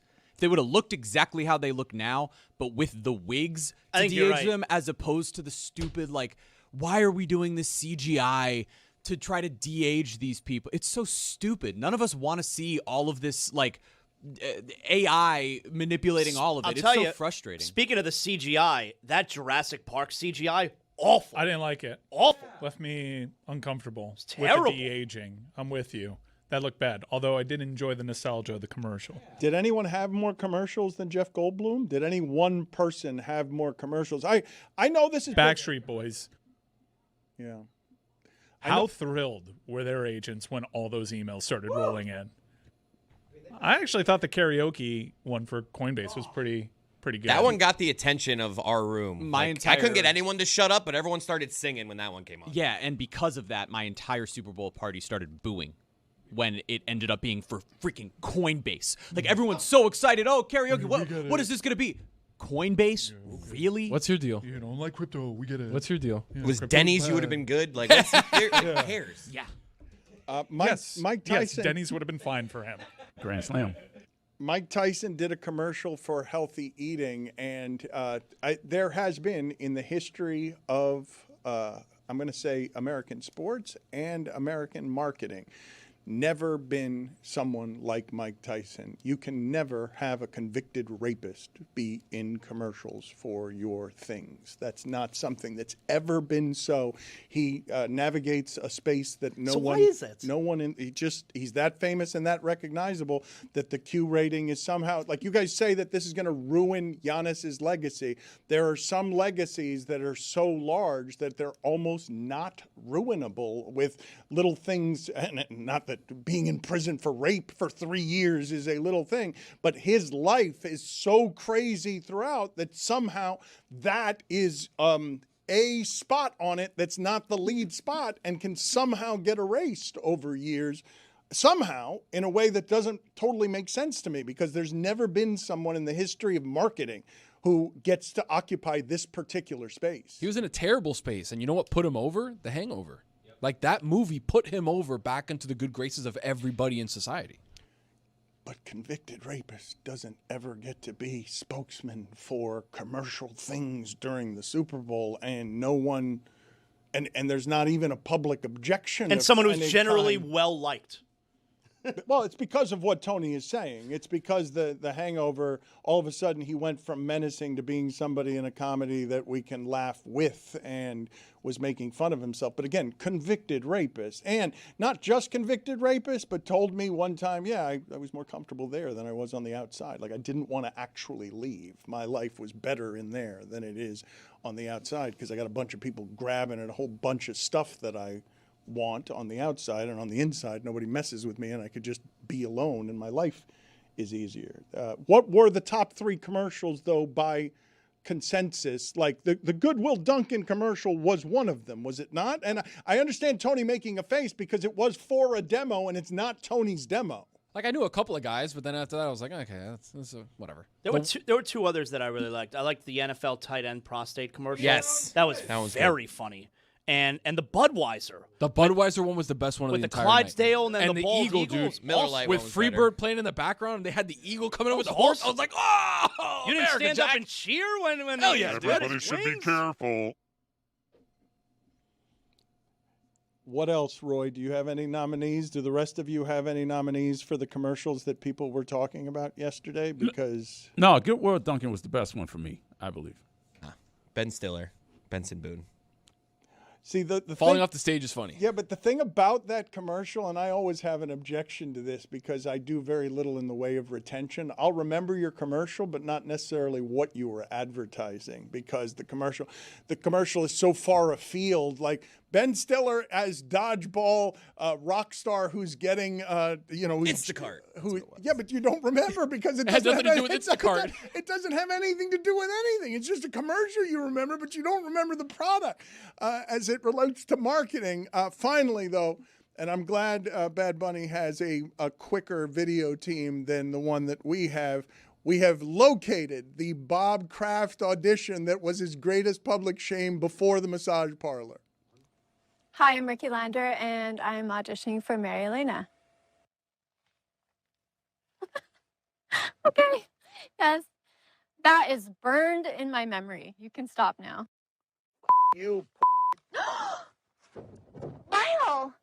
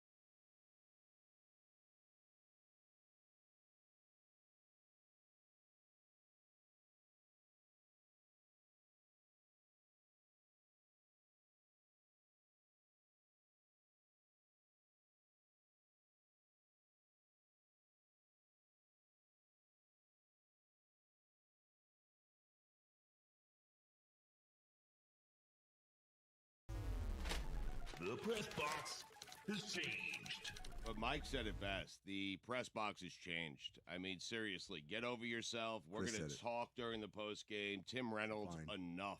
I mean, enough. I mean, Seriously. you just got to know when You're the not Dan allowed to cheer in the press box. Did you know that? Well, I did. They were cheering for Will Manso. I think that's allowed. And Goldie. If the Dan Le Batard Show comes to a hockey press box, hilarity is going to ensue. Yeah. They're going to yell at Will Manso for 7 minutes, and you're probably going to have to go to a 7 stairwell seconds. to write, man. It's if it was 7 minutes, I'd get it. It was is what 7 it is. seconds. Exactly. I mean, David, everyone else was saying hi. They were enjoying the show. They were laughing at us. But one guy is still clutching on to his newspaper deadline. I'm a little and it's disappointed. Tim Reynolds. And is he your demographics, Stu? I don't know. I happen to like Tim a lot, and Enough of him. I imagine this was going to be like E.J. Raddick or something, but that's just a bad look for Tim Reynolds. Listen, I went up to him afterwards. This was the best part. Stugotz Yes. is like, I've known Tim for years. I'm going to go fix this. He walked to Tim and walked right back very quickly. Yep. It was a very quick interaction. Well, he was writing. Okay? He's on deadline. It's Enough of the deadline. It's a work. We're on deadline, too. We're on deadline. I gotta get home. I feel like playoff hockey. I got to get home. I mean, Yeah, we're on deadline too. We got to get that post game out. It is a working press box. Tim Reynolds is a journalist who's trying to write, and Stugotz is back there. Hey, Will Manso! that was Chris and Goldie. Don't leave out Goldie. We're on deadline too. They're going to kick us out of that press box a lot sooner than they'll kick out Tim Reynolds, who's just typing away. That's just Those writers had their game stories done before the end of the game. Precisely. Yeah, a good writer, right? Oh, What happened there? I apologize to him. I've known Tim for decades. I mean, Cody was done. He was out of there. I mean, you know. What was that interaction like, Stugotz? Take us behind the scenes. You walk up to him, you say what, he says what. I said, Tim, I apologize. That's on me. I should know better. Not Chris, okay? I should know better. I've been in press boxes before. I know you have a deadline. I apologize. And he said, that's fine. Just, try to keep it down. That is way too long. That was Way much too longer long. than the actual He's on conversation. deadline. I always extend it a little Can we bit. call, I mean, you guys can we know that. call Tim Reynolds and just ask him about what the Don't, interaction was no, like? no. Greg Cody's back in my day. Seeds. Seeds. Seeds. Had a slice of watermelon lately? Popped a few grapes in your maw? Then you probably notice seeds are disappearing from fruit. And you probably see this as a good thing just because it makes life a little easier. We love us some convenience. In fact, it's a terrible thing, the de-seeding of us. Symbolically alone, the seed is the king of life. Adam gave his to Eve, and here we are, if you believe the story. If they take the seed out of humans the way we have watermelons, we're all dead ducks. Beans, peas, rice, coffee, corn, all seeds. Flour and oil started as seeds. All hail seeds. So what the hell is happening?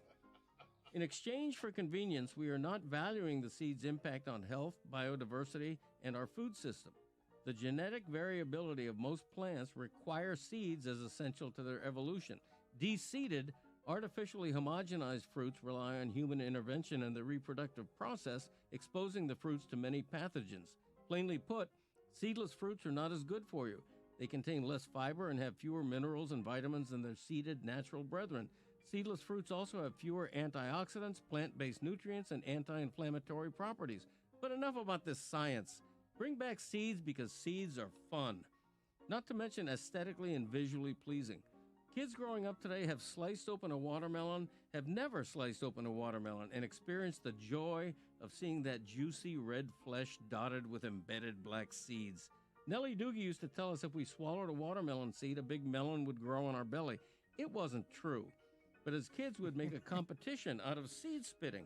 You extracted the big seeds from the melon flesh. Tongue only, never fingers or a utensil, and you'd see who could project a seed the farthest. Every summer we did that. This was before video games, kids. Made our own games and toys. Flew a kite, kicked a can, spit a seed. Grapes were the real challenge because the seeds were so much smaller. We'd both pop a grape in our mouth, tongue moving, jaws in action, and whoever could spit out 3 seeds onto the table the fastest won. To this day, I carve real pumpkins and eschew the free-fab foam and plastic fakes, mainly for the treasure trove of seeds inside. Hundreds and hundreds of them waiting to be scraped out, cleaned, and roasted in the oven to become delicious natural snacks. Respect, worship, and bring back the seeds. I need a t-shirt that says convenience is overrated. Insist to your local great grocer that you'll take your...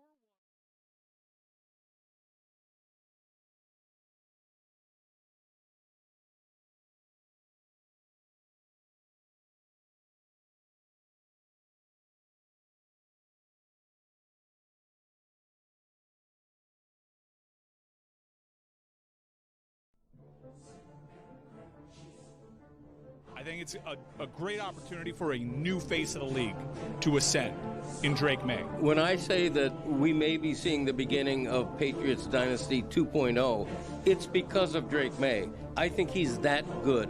I'm not comparing to Brady. That's 5 years from now that you even dare do that. But I think Drake May is that good right now. I think Denver and Houston were the single worst matchups that Drake May could have seen. I think he should fear Seattle less than those two. Drake May having this stage against this defense, I actually think he's going to kill it because I think he's that kind of guy. I think he's like Josh Allen, and it doesn't matter how good your defense is. He's going to rise to the occasion. Are the Seahawks better than the Rams? I'm a proud day one stock owner of Drake May. You're not shook by the last 2 games he's had to play against great defenses? Bad weather. Bad weather. I just think New England is really being underrated going into this game, and maybe that Seattle's being a little bit overrated. If I ask America right now, hey, do you think Seattle's defense was better than Houston's or Denver's? Because you saw what Houston's and Denver's did in weather to Drake May. I just think that Drake May might be about to show everybody in the country that that defense is not as good as you think it is, even though the metrics say that it is. It's the Heat. I believe that Sam Darnold will throw interceptions again. Yes, I do too. I'm on 4.5. I'll take it. And it's Vrabel as an underdog. This one's easy. Does feel easy to bet. Give me the points. And give it to me. If you even want to take the Seahawks, why don't you hedge against that and cook up a little Drake May as Superman parlay with like rushing yards or what have you. The Rams, that offense is better at offense than Seattle is at defense. Do you have an opinion, given how close the games were between the Rams and Seattle, when it is that you look at Seattle in the Super Bowl? Do you see an appreciable difference between who's better between those two teams? Between the Rams and Seattle? Yes. Well, of course, the Seattle's better because they won that game. That's Fred Warner. So Dan Orlovsky says of Sam Darnold, it's the greatest redemption story the NFL has ever seen. Darnold is the first player in NFL history to lose his first playoff game by double digits and then come back and win the Super Bowl the very next year. I don't think any of us, anybody had Geno Smith being replaced by Sam Darnold and it turning into this.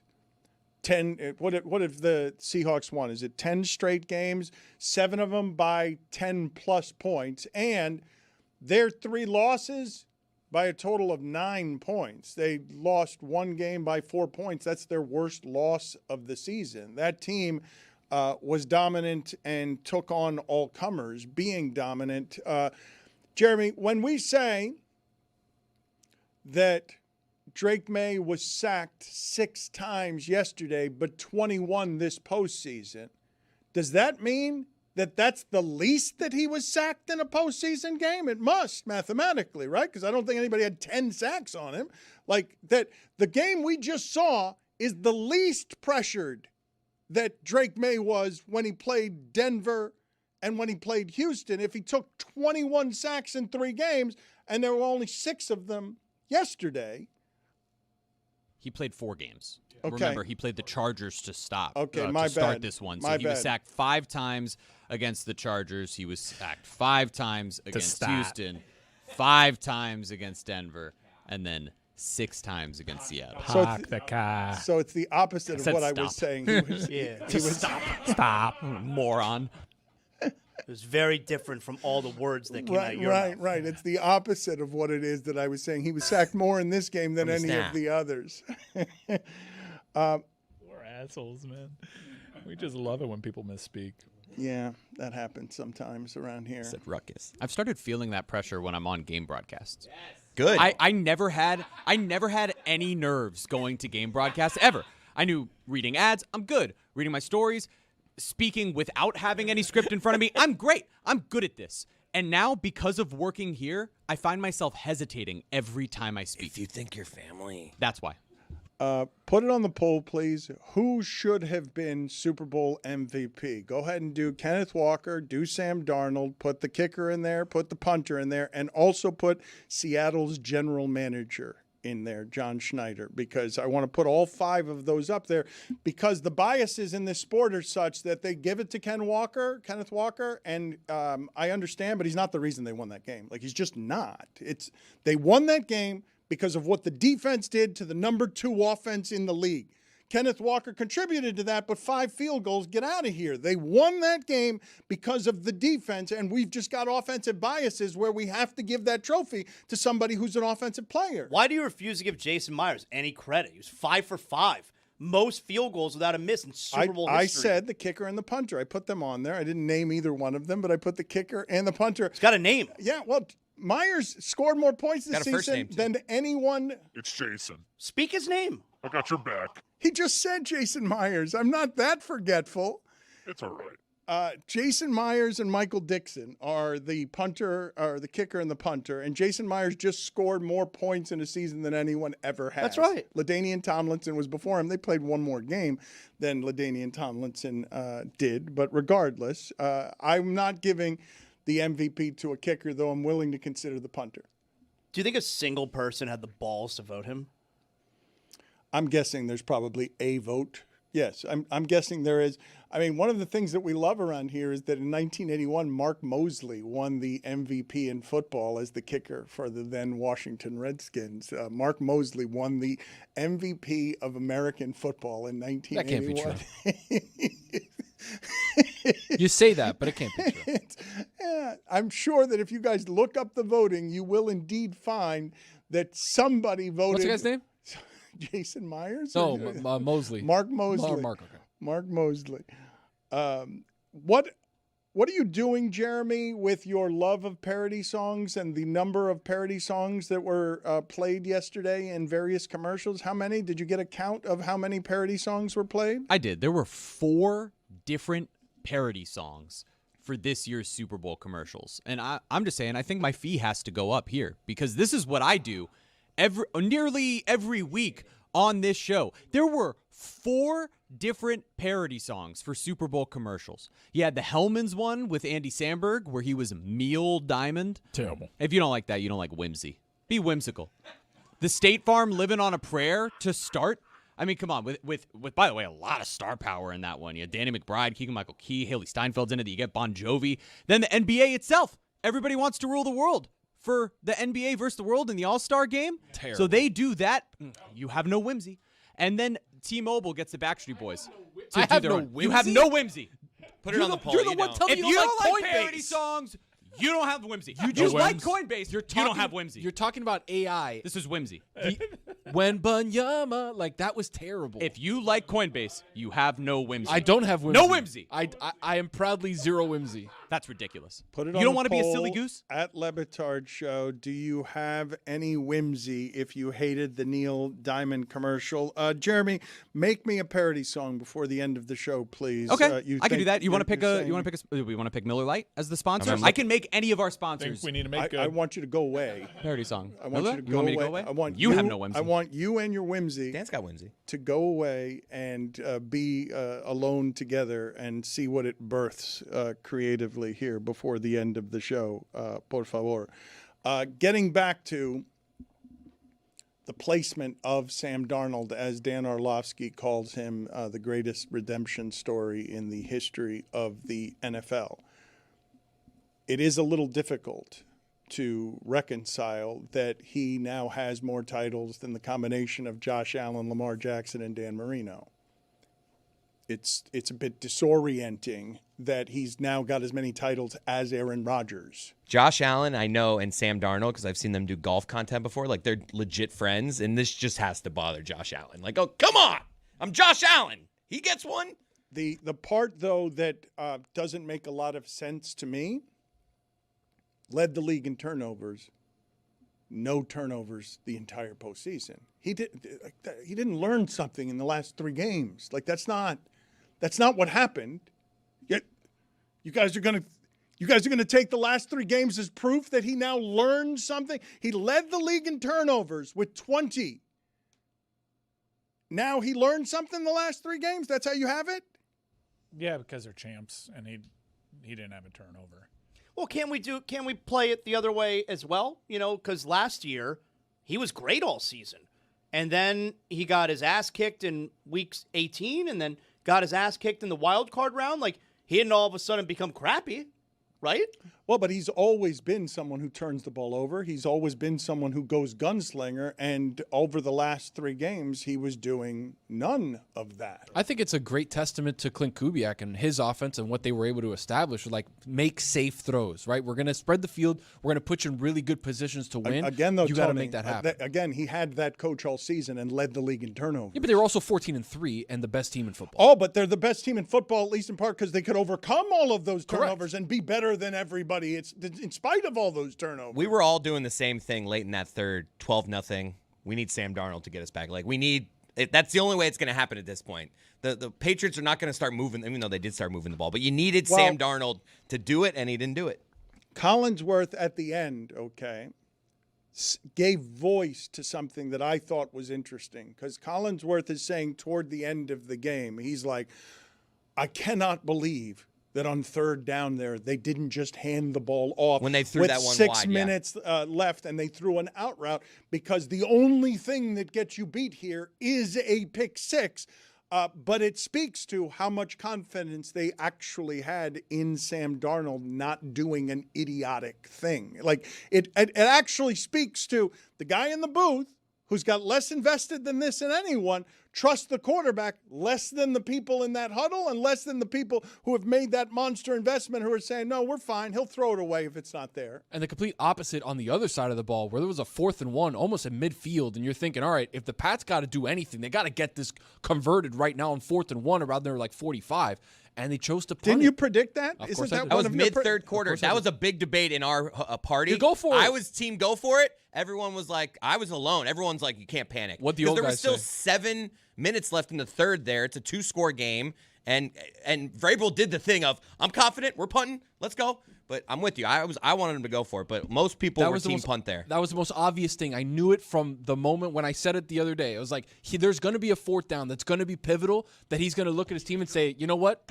Punt the ball. Like, I don't need the it. analytics say that's it's an easy call. You have to go for it there. Of course. The analytics say you have to go for that there. You have to do something to flip that game on its head. But when I tell you the following, when I say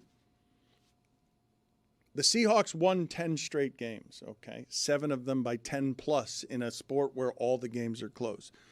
They had 3 losses this entire season by a total of 9 points, the worst of them by 4 points. You saw what they did to the 49ers in the first of these games. The Rams are the only team in the sport that can play with them that way because they've got the number 1 offense going up against the number 1 defense, and it doesn't look like the number 1 defense. You're looking at a run throughout the sport that's one of the best we've ever seen with Sam Darnold at quarterback. That's what you just saw. And Sam Darnold is now 31-7 in his last 38. It's not quite as easy. What John Schneider did there, they flipped out Russell Wilson and Pete Carroll. Like, that doesn't happen all that often. I know it happened on the other sideline because it took another coach in between with Gerard Mayo, but they did it on the other team where they reinvented their quarterback, but they drafted a quarterback. It's not a quarterback that was available to everybody. They got rid of Pete Carroll and Russell Wilson, and there's not a holdover from when they were winning the championship the last time that John Schneider was the general manager there and they won the championship. That's nuts, is it not? Like, it seems like we talk a lot about all the organizations in that sport. I don't believe that Seattle's regarded as one of the best, but none of us had Geno Smith replaced by Sam Darnold ends up in a title. Nobody had that. You know what it is? They don't have an owner screwing it up. They've had this weird trust situation that has been the ownership and all sorts of ambiguity around who's going to be calling the shots. And a lot of people say this about Green Bay too. They're so consistent. They've been in the conversation for practically 30 years. They go from Favre to Rodgers to Jordan Love. They don't have an owner screwing things up. He was able to do a full and complete rebuild without conviction from someone ahead of him. in the corporate hierarchy. Maybe it speaks to that. They also got the right guy, right? Like Mike McDonald was the perfect coach for this team, and I'm betting Baltimore's looking around being like, damn, we should have had him, like, and gotten rid of Harbaugh. Can I also just mention, speaking of the owner, what a feel-good moment it is when they hand the owner the trophy first after the Super Bowl win. It's so emotional. Like, it's so great. I love it. it. It gives me goosebumps. Yeah. You know, the players, they put their bodies on the line week after week, day after day, and you hand that trophy to the owner first, and you hear from her. It's a moment that just can't be replicated. You know what's so great is because me sitting at home as a fan, giving my money that hurts to this franchise, I know that billionaire is going to be able to say pretty quickly that I'm the best fan in the world. Yep. I love, someone resonates. Someone who I would never know their name and wouldn't recognize them if they smacked me in the face. I love that she gets to hold the trophy first. And it's a beautiful moment in sports when the owner best gets fan it. in the world. Yeah, love it. Thank you. Love it. The Sam Darnold story's crazy. You don't get to be discarded by 5 teams. Nobody believes that you're actually somebody who's a Super Bowl champion, and now you have more titles than the combination of Lamar Jackson, Josh Allen, and Dan Marino. Better story. Kurt Warner or Sam Darnold? Kurt Warner's a better story because you went from being unemployed. Thanks for undercutting that, Tony. You were. It's not remotely. Do you want me to join Jeremy or it's no? not remotely close? He was a bag boy. He was stocking grocery shelves. He wasn't supposed to be the starter. Okay, and Sam Darnold was seeing ghosts and was an absolute garbage man. No. Darnold's not the best redemption story, though. Not a literal It's garbage Kurt man. Warner. Darnold's not the best redemption story. Best redemption story is John Elway. Like, Elway had all of the hype. He was the greatest. He was supposed to be the greatest talent of all time. Drafted #1 overall, gets killed in his first 3 Super Bowls, and then a decade later finally wins one. Yeah, but he was always awesome. Yeah, but he was always the #1 pick who could have played baseball or football. Kurt Warner was stocking shelves. That's right. He wasn't the quarterback at Stanford or USC. He was stocking shelves after a stint in the Arena League. But I'm talking about redemption story. He went to was it Upper Iowa? Can you find for me, please, Roy, some of the details? I just want to get the details right on Kurt Warner's story because we do get forgetful here, prisoner of the moment. I just want the name of the grocery store. I want, like, what he was paid. I'm sure because this was written about a great deal, I'm sure it's been reported what the details of Kurt Warner were. But Zaz makes also an important point. That very year that they were the greatest show on turf, one of the best offenses of all time, Trent Green was supposed to be the starting quarterback and got injured in the preseason. Otherwise, Trent Green would have been, because that was Marshall Faulk and Isaac Bruce and Torrey Holt. Like, they would have had that offense. Yeah, he was looking good in the preseason. No, Trent Green, that would have been his moment. Trent Green would have been Kurt Warner if he had not gotten hurt that postseason.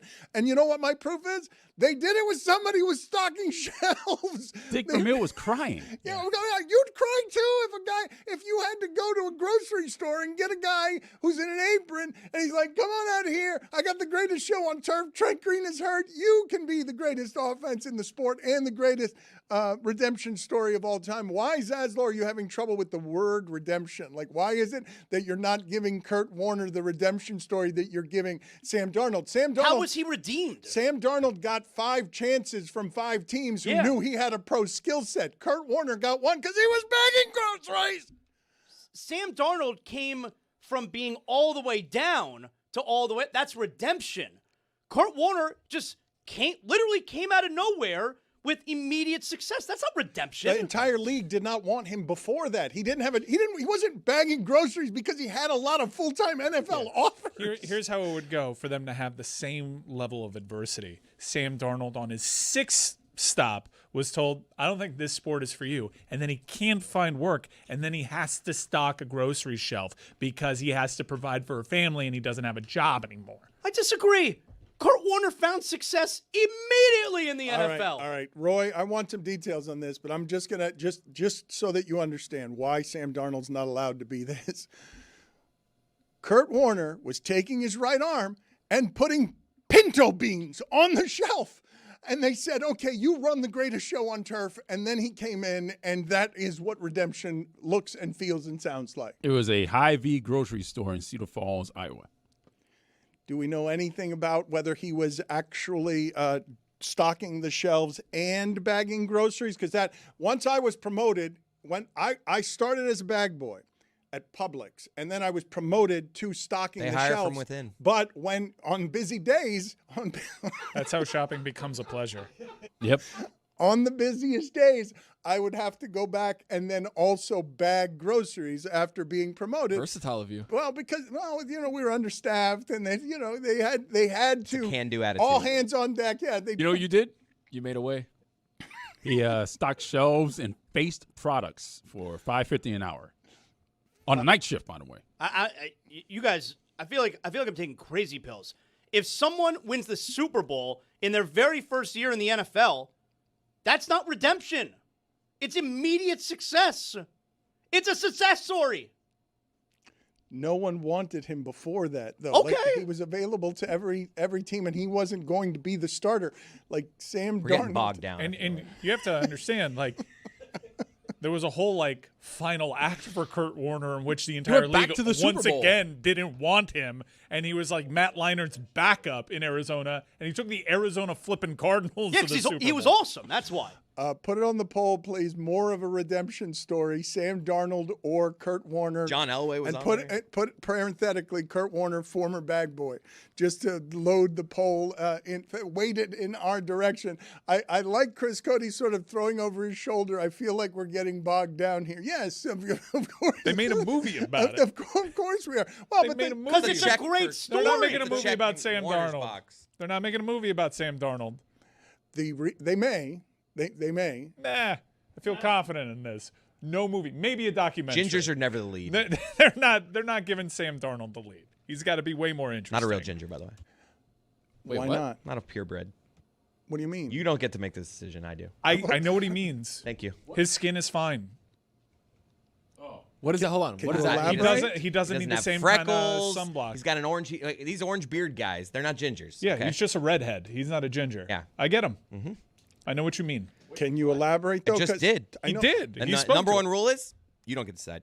I do. He does. It's the freckles. It's the SPF on your face. It's when I go outside, I need a long sleeve shirt. That's what He he's takes talking his about. shirt off very No, confidently. he's pretty pale though. I think. Telling you. He's just a white with red hair. Yeah. Mm-hmm. All right, put it on the He's a poll half. at Le Batard Show. Is Sam Darnold a true ginger, or is he just a white with red hair? Were you arguing this yesterday at your party? You don't want to know. Who were you arguing against? The Who old, had the other old side? whites. Yeah. The old whites. They were already up in arms because they didn't like the Hold your halftime position. show. You're right. He doesn't go through the same kind of adversity that you do. I was bullied way more than him. How did your father's gourmet meal go over? Was he pleased? Because I'm looking at the screen here, and he's pale. He's the kind of pale. He's got freckles all over his neck. He doesn't. I don't He's see just all freckles. over his He's neck. just You want to white. see all over? He's just white. Oh, No, Look at my elbow. I don't want to see all over. I'll with look at you. your elbow. While you guys are getting frustrated by my constant need for elaboration here, I still don't feel like this has been accurately tackled, and I believe we're the show in America who is doing this correctly today. So I'd like to go from being stuck in the mud on the redemption stories of Sam Darnold and Kurt Warner, because it's very difficult to talk about where You want to know a place real Sam ginger? Darnold. Do you want to know a real ginger? I do. Andy Dalton. Okay. That's a purebred. Okay. That guy gets it. That guy, you look at his arms, that's a ginger. Let me see Sam Darnold's arms. So it's freckles? So it's freckles. But it's the whole package. Okay, but his package It's just is you pale. see it and you're Whole like package? ginger or not ginger. His package is pale, and I imagine it could have freckles. If his package had freckles, would you nominate it? Would it? If I told you, You think my package has freckles? yes, I believe that the freckles are all over. I believe that's part of what we're doing here. Yes, I believe. Now you're, there's a yes, ginger. I believe. Look at that I thing. don't see the difference. It's a little. What? You don't see the difference? Put the side by side. Put them next to each other, and you tell me who's paler. You tell me who's Even skin. pale, that's just a different conversation. No, it's Pale. not. That's part of the origin. It's put them next to each other. What am I talking to? Right Okay. here? I think we're getting bogged He down. just doesn't get it. You're the expert. I have a list of people that you can make a ruling on. All right. All right. Mark McGuire. Purebred. Nicole Kidman. She's English. Australian. She's so pale. She's Australian. She's Australian. Pale doesn't have anything to do. I think she's just a lady with red hair. Yeah, but not a purebred. Emma Stone. Purebred. Nope, I take that back. Wait, what? I need to see her arms. Delonte West. You can get back to it. Yeah. Andy Dalton is my number one right now. Well, you keep saying number one, but when they get up on the screen, Darnold next to Andy Dalton. Reba McEntire. I think she dyes that thing. He dyes that thing? What thing? Dyes that Her thing. hair? Ed Sheeran. Oh, that's a purebred right there. Andy Dalton, Ed Sheeran. That's my poker hand. Is this lighting on the screen when they flip back and forth? Dan, that is just clearly ginger, fake ginger. Ginger, fake ginger. I mean, it's just like night and day here. Yeah. Look, I will grant you that Andy Dalton's head is redder than Sam Darnold's head, but his beard is not redder than Sam Darnold's beard. And you're doing this more than a beard. On hair. Yeah, but skin, Andy Dalton has more tan than Sam Darnold does. Prince Harry. Oh, he's like an 8. Sam Darnold's practically on the albino spectrum. So I didn't know that he was albino. You're focusing too much on skin, dude. Like, if you really look at me, I'm not even, like, look at my arms. My arms are, I know it's bad lighting. I'm not that pale. Like, what about Cynthia Nixon? I don't think you're going to 7.8. I don't think you're going to do better than Delonte West. I think that's the best you're going to do in terms of getting the awkward silence you crave. Still waiting on a ruling. He has kind of abstained on that one, huh? Like, did you guys notice that all of a sudden the guy who wanted to be consulted on all these things? Are you familiar with the internet conversation? Yeah, he's having some issues right now. No, not that. I'm talking about Just gingers. Like the Gingers. Ginger black adjacent Yes, stuff that's true. that's out there. I'm black. I'm sorry? That's what I've heard. Oh. Blake Griffin? Not pure. What? What? He's got the freckles. He's got the whole thing. He's got to wear SPF. He's not He's pale. moving the goalpost, guys. Yeah, come on. Now, Dan's You moving said the it has goalpost. nothing to do with paleness. You said it has He's nothing like a to do with 6.3. skin. What? Man. More than half. 9 out of 10, but you know what? This is your plight. All of a sudden, he doesn't want to be the ruler. He wanted to be the ginger ruler a second ago, and then he gets put in the position to ginger rule, and he says, I don't want Delonte West. And then he says he's been having problems recently. He just leaves that out there for. No, I know. It's been like 15 years. It's been a long time. It hasn't been just recently. Not just a new thing. That's not what we were talking about, though. We were isolating simply pure ginger or not pure ginger. You said you get to decide. So I throw it to you, and what do? You abstain immediately. I'm going to have to, like, think. I can't just. I got to do research on this stuff. I don't. You had no problem doing it with Darnold and Dalton. Well, because I've done those. I've done the research for that. Where, Zaslow, like, honestly, this is going to be a very difficult thing to measure. Where are we going to classify Sam Darnold as quarterback for all times? Because when you get one of these, basically, let's play word association. If I say Brad Johnson or Trent Dilfer, there's one thing you think of. Yeah, he won it one year. It's not the rest of it. It's just, yeah, he won it once. And Sam Darnold now has a resume over the last 38 games. It's not a small sample. It's more than Drake May has played. Over the last 38 games, Sam Darnold is doing more winning than anybody. There's now a pretty fair chance that Sam Darnold is going to be in the Hall of Fame one day. No. No way. No. There's a fair chance. Dan, he's only been in the league for 7 years. He's got a lot of career left, and he just won a Super Bowl. There's a fair chance that he's going to be in the Hall of Fame. I'm with you. No. Right now. I can't If you were to do that project, with you he's got a guys. shot. I did that purposely. I just put him with Brad Johnson and Trent Dilfer as one of the worst quarterbacks to win a Super Bowl. And look, I'm not actually discrediting the fact that he's 31-7 over the last 38 games, but he's not the Super Bowl MVP and shouldn't be. Like, he's not the reason. He's the reason they won that Rams game. And they needed to win that Rams game, and he's the reason they won that Rams game. But he's not the reason they won the Super Bowl. So if Sam Darnold, you're saying, Zaz, is a Hall of Famer because of the projection of what's going forward and what he's done recently, do you not put Jalen Hurts in that same class, who basically kind of has identical stats to Sam Darnold the last couple of years, Super Bowl MVP? There's a fair chance that Jalen Hurts will be in the Hall of Fame.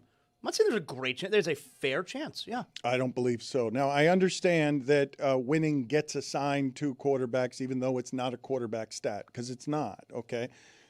Sam Darnold's not a better quarterback than Drake May. He's not. He's won more the last 2 years. He's not better than Drake May. He's not going to be better than Drake May.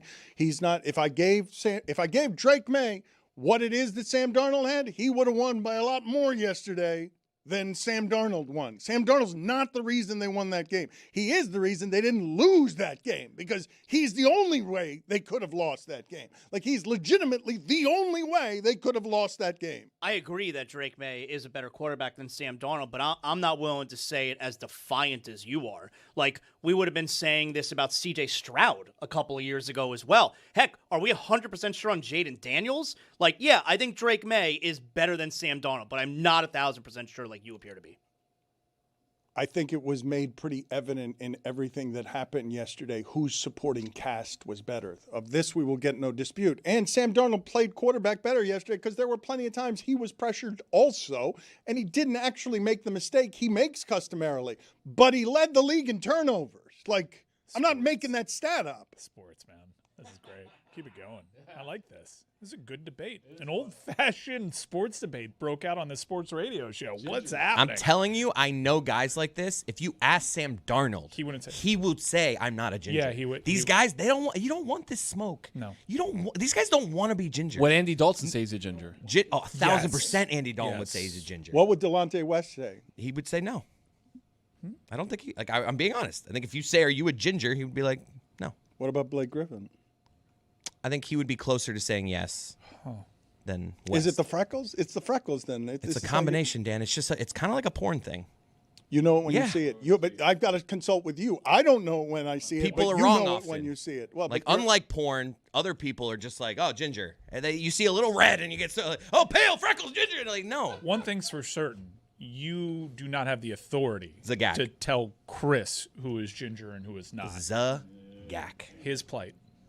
I know. I just want definitive rulings from him on Not what it is. definitive, Dan. It's life. not his It's called job life. to be what you need. I believe it is. As an executive producer But not of the as show, a it's ginger. almost by definition Yes, his by job. occupation, but not by race. But- and this is where you're playing with fire.